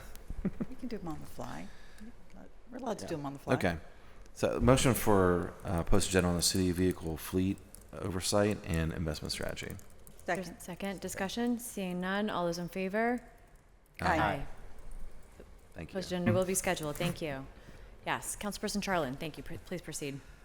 Yes. So can our budget office briefed us on this briefly? Can you tell us what we're doing here? Certainly. And Jake Pollack, Deputy Mayor and Director of the Office of Management and Budget. Ian Fitzgerald, Deputy Director of Finance. So presently, the administrative agreements that govern the relationship between the City of Pittsburgh and the Public Parking Authority of Pittsburgh are distributed across multiple agreements that were entered into at a variety of points in time. Some of those are administrative agreements that cover things like the ways in which we enter contracts together or share revenue. Some of them are leases for property. The most, not the only, but the most notable and complicated example of that is Mellon Square downtown, where the city owns the land. The parking authority leases a multi-level underground parking structure from us, but then there is a public plaza on top, as well as occupiable storefront space that's currently being renovated on one side because the plaza is split level. These agreements have been modified over time in ways that have made them increasingly complex, and at some point in the history, that process was made more confusing because some amendments were adopted not individually to the individual agreements, but to an agreement called Amendments to Various Agreements, which in that agreement, it will specify paragraph 3 of so-and-so agreement is deleted in its entirety. There's no way to, if you are looking at that individual agreement, to see that. And so it has led to a great deal of confusion among staff working at both for the city and the authority over time, and it creates a lot of unnecessary work to interpret the terms of those relationships. At the same time, changes in technology, including the parking authority's investment in camera technology for the purposes of ticketing, have created efficiencies, but are not reflected and contemplated in the agreements. I would say there are so the general intention here is without significantly or in a particularly substantive way modifying the nature of the relationship, clarifying it by consolidating the provisions into a single document that contemplates the entirety of the administrative relationship between the two entities that can over time be amended in a way that is possible to clearly interpret as we move forward. It's cleanup from what has been a somewhat haphazard and organic relationship in the past to something that is more administratively streamlined, and at the same time takes into account changes primarily in the technology landscape or in the efficiencies that the parking authority has generated that are not currently reflected. Okay, so functionally, our relationship with the parking authority should not change with this agreement. Not in any significant way. Again, there are minor adjustments that could be if we were not pursuing them this way, we would be pursuing them by asking you for 7 authorizations to amend multiple agreements to achieve the same effect. This is a housekeeping matter as relates to the changes. The big shift is simply to consolidate it into one document. So I guess I'm a little uneasy with the term like minor changes, what those all might mean. Yeah, Ian can talk about what some of those are. I'm pinch hitting for Director Gula, who does have a little bit more of the details, so I do have to apologize, but we can get you the specifics if you so want. My biggest concern is like, does something change with the way that we operate the parking enhancement district? I don't believe any changes were made to that. Okay. And the way that we can change rates on the parking enhancement district and what constitutes the parking enhancement district. That's my largest concern there. How we receive the money, which, you know, I understand for reasons it is challenging for us, but it would be beneficial for us and for Southside as a community to be able to transfer that money more frequently. If that, you know, the one yearly transfer is always kind of a challenge and makes kind of accounting difficult. To my knowledge, the proposed agreement would not itself increase the frequency of those transfers, but the simplifying of the mechanisms by which we do those transfers, which there are some in the document, could make that possible, and we happily look into whether additional language is necessary to make those transfers occur more often, because it is that type of efficiency that we're aiming for here. So happy to see if that could be achieved here. Yeah, and the Department of Finance is always wants to become more efficient and work through these things. But yeah, as Deputy Director Pollack stated, the whole point of this is to streamline this so we can be more efficient in our relationship with the parking authority, which would allow us to do a lot of things if we ever wanted to.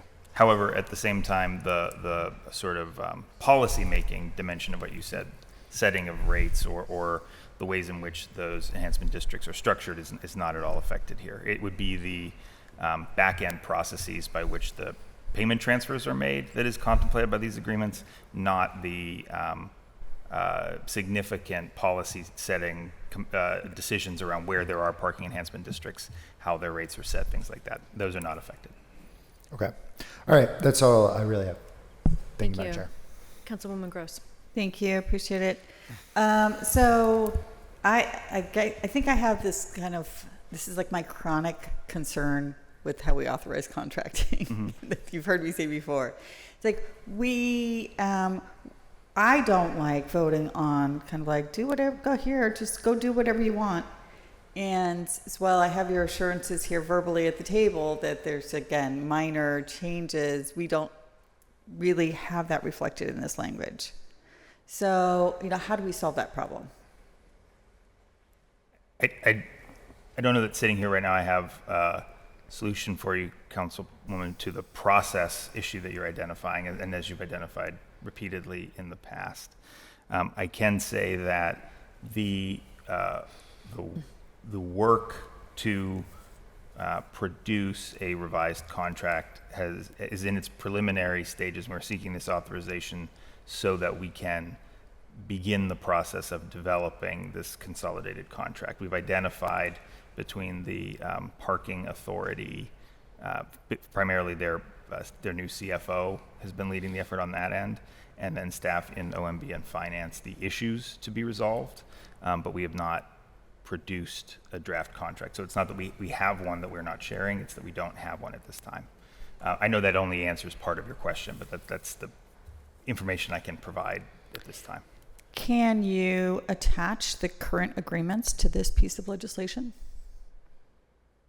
Yes, they're public documents. There's no reason They're public for us not to documents, do so that. can we do that next Monday is our final vote on this resolution? No objection from us to that. I defer to the chair and to the body as to the procedural ability to do that. Madam But from Clerk our end, says that's she's fine. able to do that, so if you send them over. Sure. here after the meeting, then we have at least a paper trail, right? I mean, sure, hypothetically, you can go chase them down, but like, you know, if you're the citizen, how do you know you've got them all or something, right? Yeah, that's so fine. let's say there's a baseline here. And then secondly, you know, I'll just raise, I'm not going to, if other members are comfortable that we can see the before and after, I think then, but it doesn't come back to a vote, or does it? It would not under this, under the way it's resolution written. we're proposing. How do we change that so it does come back for a vote? So the public can see the before and after.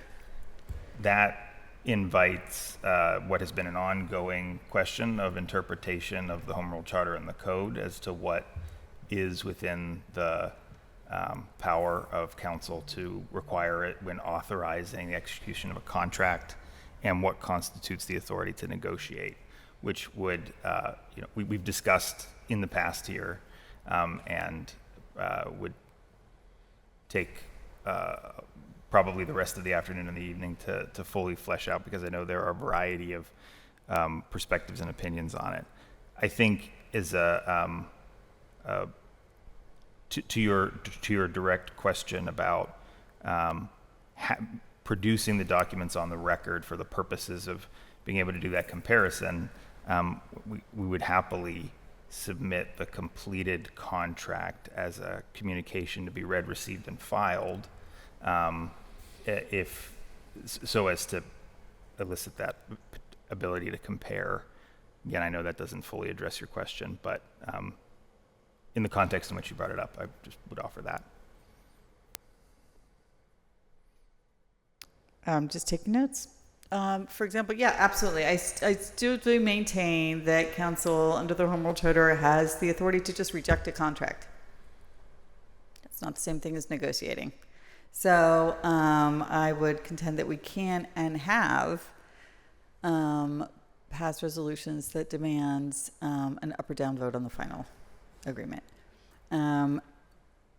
Again, I'm gonna say that this isn't maybe the hill, this particular bill isn't the hill to die on there, but that I would be satisfied with reading it into the record, and I'll suggest that we put that into the language for final vote on Tuesday as well.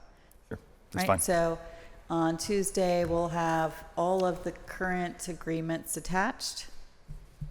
Again, I've done this before, made sure that it was in the record. I'm remembering the Parks Conservancy particularly. There was, on Open Book, there were 17 cooperation agreements with the Pittsburgh Parks Conservancy back in like 2021. But when I requested them all, it turned out that there were 52. And, you know, they were not in the public record. They weren't attached to any legislation. They weren't previously in Legistar. They were just kind of like in drawers and, you know, desks and things like that. And so we got those kind of just all on the record so that everyone understood the vastness of the levels of contracts with the one nonprofit.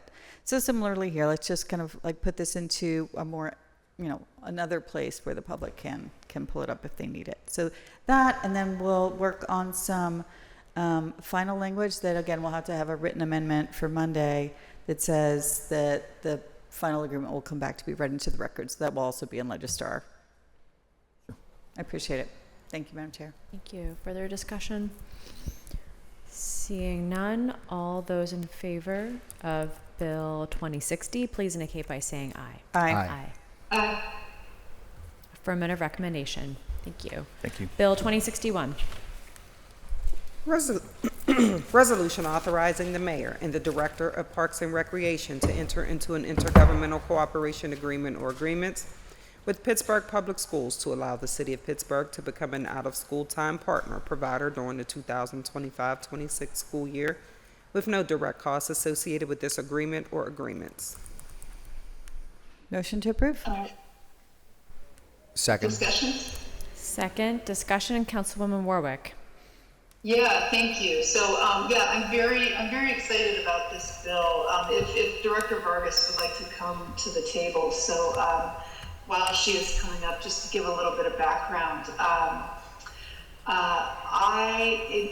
in my district, one issue that I noticed coming up over and over again with some of my K through 5 or K through 8, K through 5 schools was either a complete lack of after-school programming or somewhat flaky after-school, where there would be like an after-school program in the school, and then the provider would kind of just pull out all of a sudden and leave the school and the parents hanging.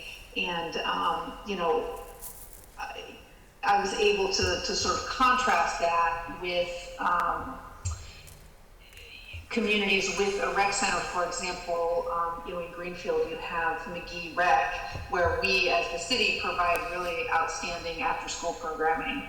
And so what we do when we have a rec center, or at least at McGee, is that city employees, city parks teams go over to the school, pick up the kids, walk them back. It's very close, right? Walk them back over to McGee, and it got me thinking that wouldn't it be nice if for schools that don't have either a rec center or some kind of established community after-school program that everyone is already able to go to. Wouldn't it be nice if schools if we could sort of fill that gap with our staff by providing after-school programming in the school building itself, right? So that kids did not need to be transported anywhere. And so Director Vargas, who is always so wonderful about coming up with solutions, was enthusiastically in to help figure it out. And we sat down with the out-of-school time folks at PPS and identified a list of schools where with a significant majority of economically disadvantaged students, and schools that did not currently have, as I said, either an after-school program in the building or a comprehensive after-school program nearby that was already, serving that purpose. And so we're working together to sort of launch a pilot for the 2025-2026 school year.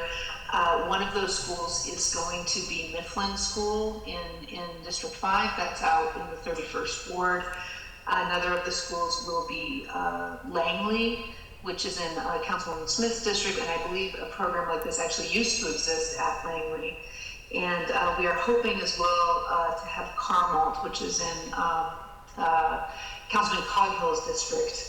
At any rate, I'll let Director Vargas sort of go into the details of how it's going to work and whatnot. But I'm very excited about this because it really is my fundamental belief that, even though the city and PPS are two separate sort of organizations, so to speak, we do function as one, right? And the health of one is the health of the other, the successes of one is the success of the other.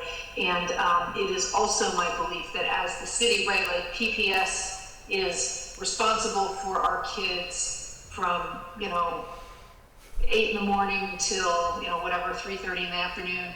But in those out of school times, the city is very good about stepping up in the areas where we have rec centers, and I think that we can do more to step up across the city, especially now when we are seeing all this movement around school buildings and whatnot, to really help make sure that our parents and families have the kind of wraparound services that they need to make Pittsburgh a great place to raise a family and send your kids to school. So, Director, I will let you take it from there. And I just want to thank you so much. You always get it done, and I really appreciate it. So.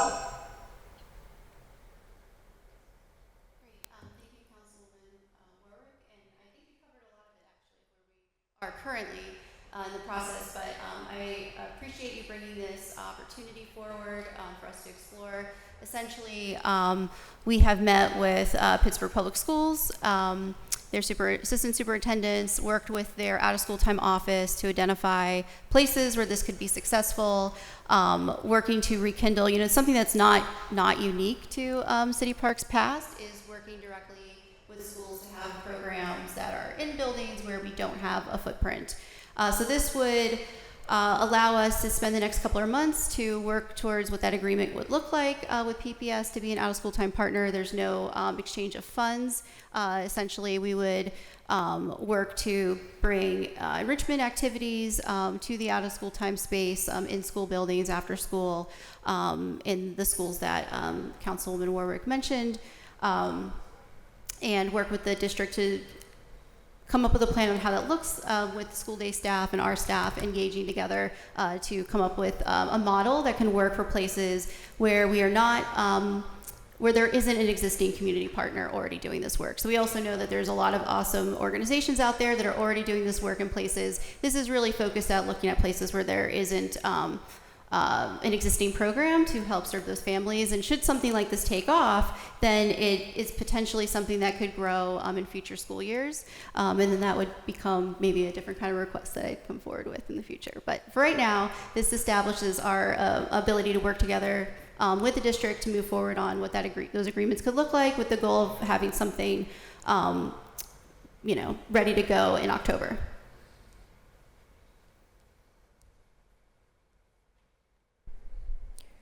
Anything further, Councilwoman Warwick? Oh, no, just, no, just go ahead if anyone else has questions. Thank you. Councilwoman Gross. Thank you. I appreciate it so much, Director, you working with council members to find gaps in the system. I feel like we talk about this a lot. We, I think, both for the city and for the school district, we don't have exactly perfectly distributed resources. And the city has changed, right? There are neighborhoods that don't have kids that used to have kids, or neighborhoods where there are kids now that for decades really didn't have a high children population because Pittsburghers tend to stay in place. We have a low transience. So around the nation and even in Allegheny County, there are neighborhoods that tend to be young family neighborhoods over and over because there's a churn. And in so many of the neighborhoods I represent, because so many people age in place, they had their kids decades ago. And so that neighborhood didn't have kids for decades. And then they kind of move on, and then new families are all kind of moving to the same street like all at once. And so we really need to revisit where demand is and where our resources are. So I really commend you and Councilwoman Warwick for looking to see where is the gap. 3 years ago or so, Councilwoman Smith was president of council, and she set up a kind of dialogue with the PPS leadership, and this is exactly what we asked for. Where do we have swimming pools? Where do you have swimming pools? Where do we have rectangular fields? Where do you have rectangular fields? Is there any way that we can just be sure, the same residents are paying relatively equal, slightly higher tax bills on PPS than on property tax for the city, and but we're not coordinating to make sure that there's access for the residents, for what is needed where in the city. So I really appreciate this effort, and also, as you said, thank you to all the nonprofit partners out there already who've been trying to fill in the gap, but we haven't looked at the city overall to be sure that there aren't pockets where no one is already filling those gaps, and then your department will be able to do that. I appreciate it. Honestly, I just wanted to give you a shout out for that, because this is what we also have been hearing from education advocates now for a very long time, right? There need to be, in the city of Pittsburgh, there needs to be more out of school time programming. And it's certainly beyond our capacity to fill that whole void. And so it's helpful to be able to just look at where it's most needed, because there's no one else filling that void. And so I really appreciate that. I don't know if you want to talk about what kinds or age groups. I didn't really hear that. Yes. So any thoughts or ideas? Yeah. So the age group for programs right now, we're looking at that sort of what our current after-school age bracket is, which is up to about age 12, from like first through fifth grade. our team, is used to working with that particular age bracket. That said, it doesn't mean that we would be limited just for this particular pilot. We are looking at that so that we could extend what the model that we have done in our rec centers into those other spaces. That's the most efficient way we can do it now. I would say, I think overall, there's definitely a need in the middle school space, so we'd be interested in continuing to look at that. Particularly for out of school time, middle school is just, there's seems to be a bit of a gap there. So we would definitely want to look at that, but for this pilot right now, we're looking at that like 1st through 5th grade age group. I'm just going to repeat that because I've written it down in my notes that like our internal capacity has mainly been around up to age 12, which is 1st through 5th grade or so. I'm thinking about the cinemas in the parks, the face painting, I know you do all kinds of programming, from Shenley Park Ice Rink to, festivals all over the city. So I really appreciate that. But that's with the before middle school mostly. But then there still is, like, where there are gaps at middle school. Mm-hmm. But it'd be nice if we had external partners to help us fill that, just for staffing and programming that's already developed. Yeah, absolutely. And I think this is another area that our department can grow in is, if you look at some larger cities, they have at their city level, the partnership around out of school time is a bit more formalized, meaning, where Pittsburgh Public has like an office of out of school time learning, the city also could have a better touch point on who our partners are, where they are, and there are intermediaries out there that do that. I used to work for one, so I'm very familiar with this particular area of work, but I think that there's strength in the city having a closer touch point to those partners so that collectively we can talk about what this work looks like. So it's not just where we are, but it's also, hey, there's a gap in middle school programming. Is there something that we can do as the city to support the partners who are filling that gap now, or help identify what that looks like? And just from, I do want to give a quick shout out to Rec to Tech, is one of our programs around coding that has been growing pretty significantly, but quietly, I would say, a little bit over the last couple of years, and does work with that middle school age bracket. And we have worked with partners, and that's been our most successful way of getting that capacity in front of kids. So that said, I feel like the difference is elementary school, it's, my child needs a place to be. By middle school, it's my child is also expressing like very specific interest, and I want to try coding, I want to try this. You try those when you're younger, you start to pick a niche, and then by high school, honestly, it's things like learn and earn. Kids want to work at our facilities. So I think one of the cool things about Parks and Rec is that it's one of the few jobs in the city that we actively are recruiting young people to work for us. And then for high school kids, your first couple of jobs are really important to like helping you decide what it looks like for you in college or workforce and beyond. So I do, but in all of that, there are a lot of partners. I think we can start to think about how our department can better connect with those partners in a more formal capacity that allows us to just uplift their work and then also speak more collectively about what we're doing together. Thank you. I'm going to say that a little differently. I appreciate that you said, by the time kids are in middle school, they've developed particular interests, but the other thing is you can't just make them go. Yeah, it's a different... Right? So you really do, I appreciate that you're attuned to the fact that you are looking for programming that middle schoolers will want to participate in, because that is the best way to engage them, right? It's what their interests are. I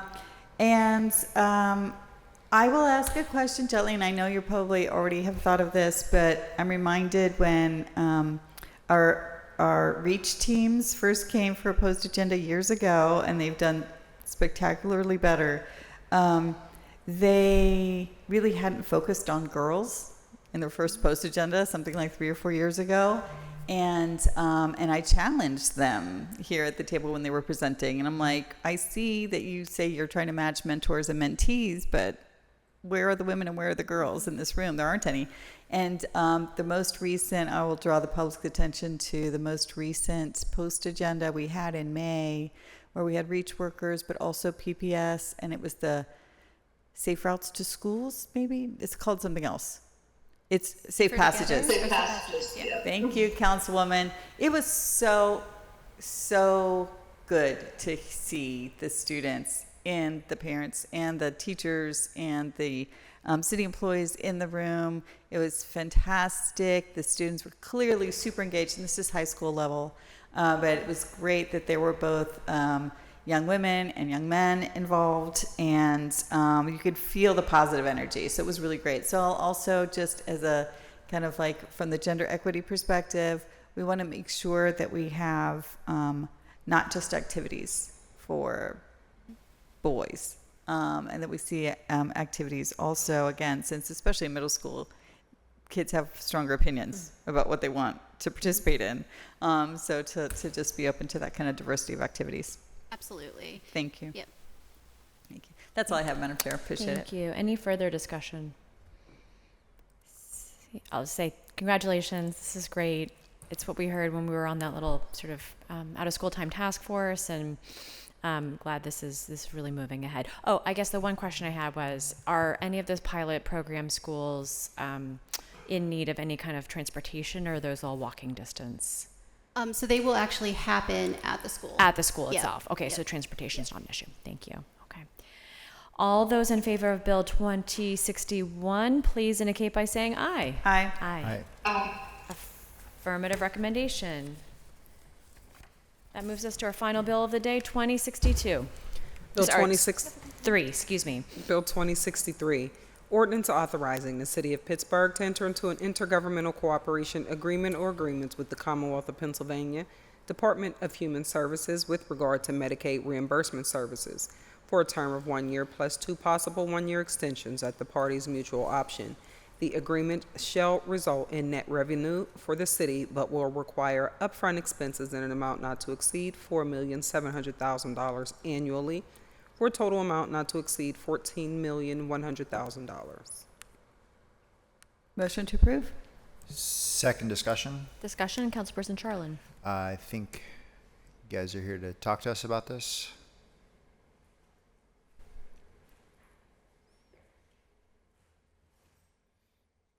We started off with, I think, all of public safety here, and the last two here, so.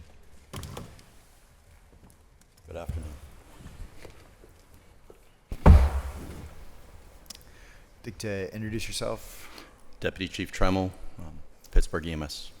Charles Showers, Manager of Personnel and Finance for Public Safety. Thank you for being here. What is the plan with this agreement here? Go ahead. It's basically an investment in the Medicare plan for the state of Pennsylvania. The city upfronts, in this case, up to $4 million. What they're looking to do for 2026 and moving forward is Medicare is significantly lower than the typical ambulance call or typical commercial, what commercial billing provides. What they're looking to do for 2026 and moving forward is match, if the city would contribute the money, they would match more closer to the average commercial money that comes back to the city for a normal EMS call.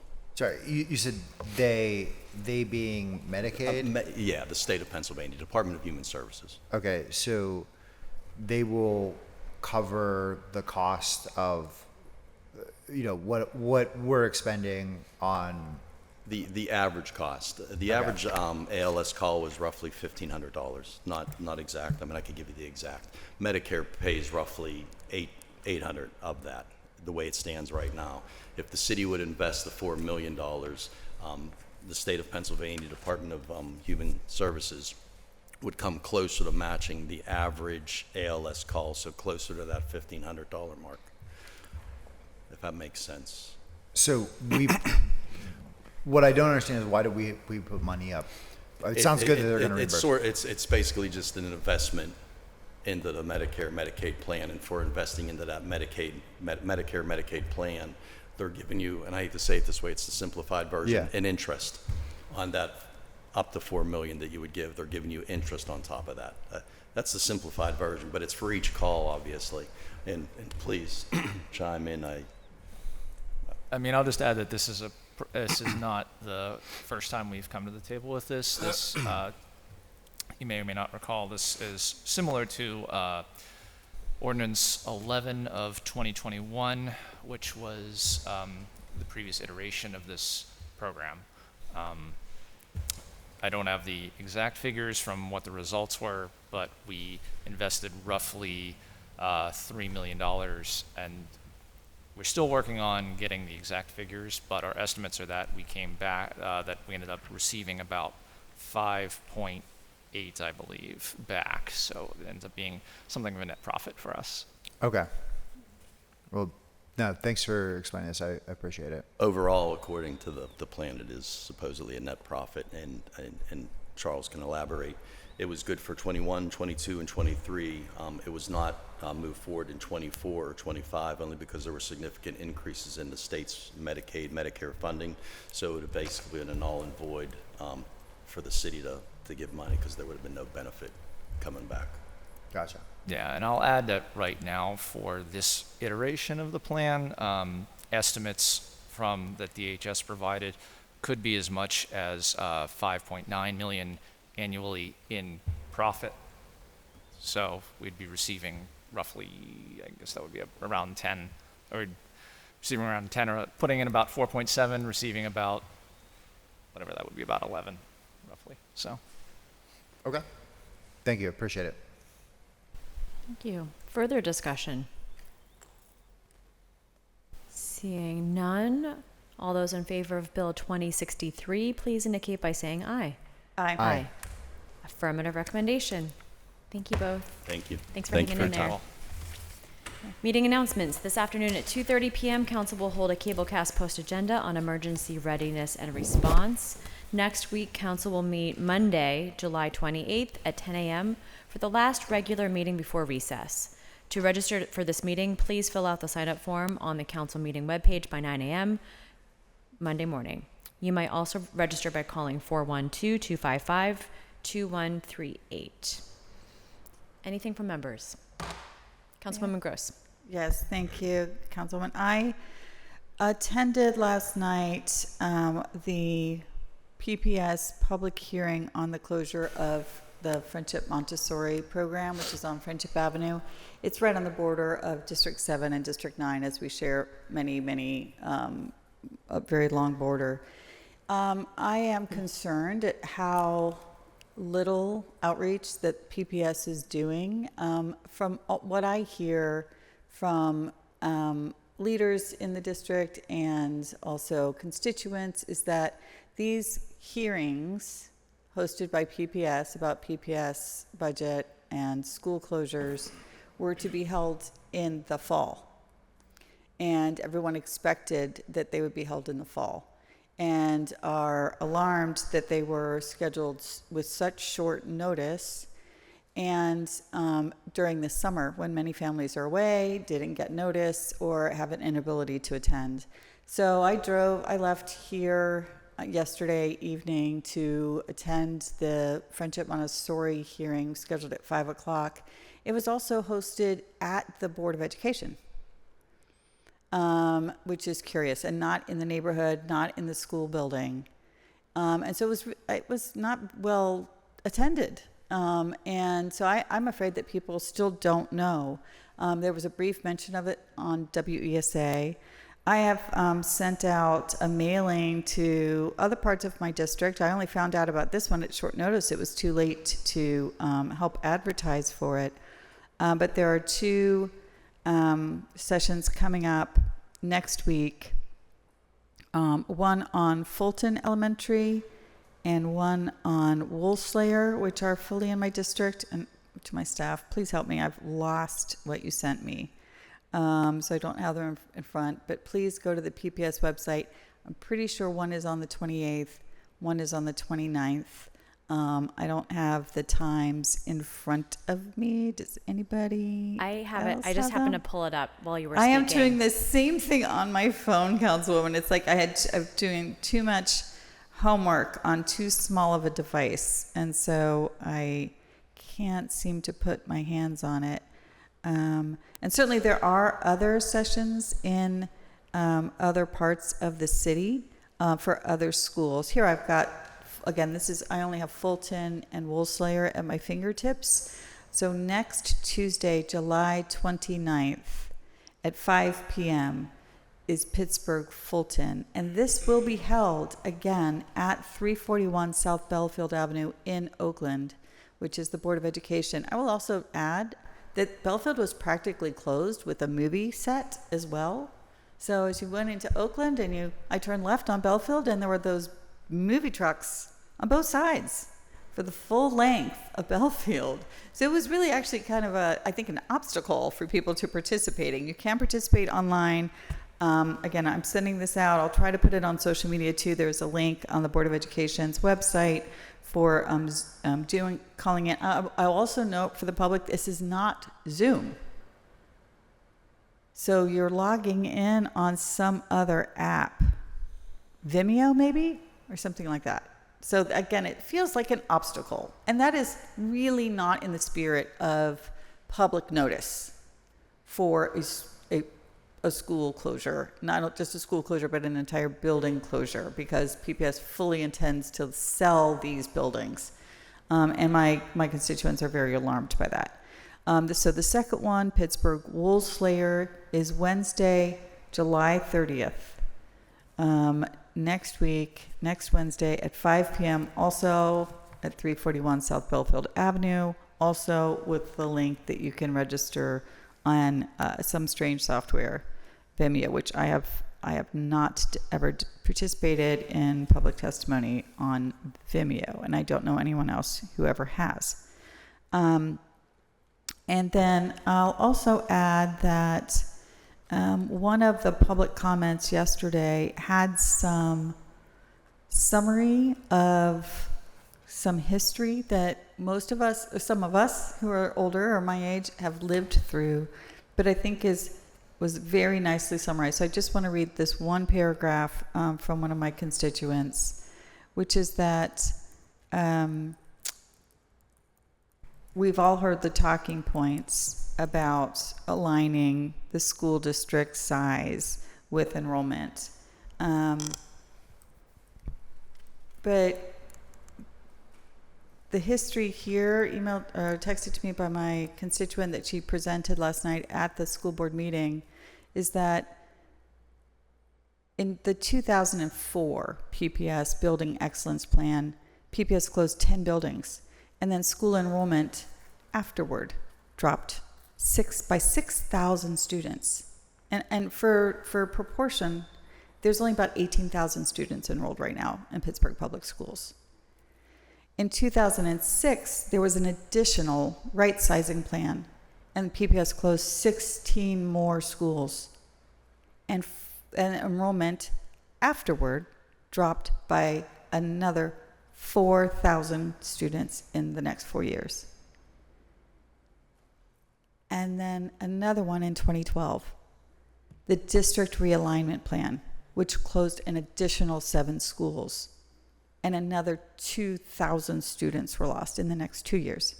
So that's 20 years, 44 schools closed, and this PPS enrollment dropped by 50%.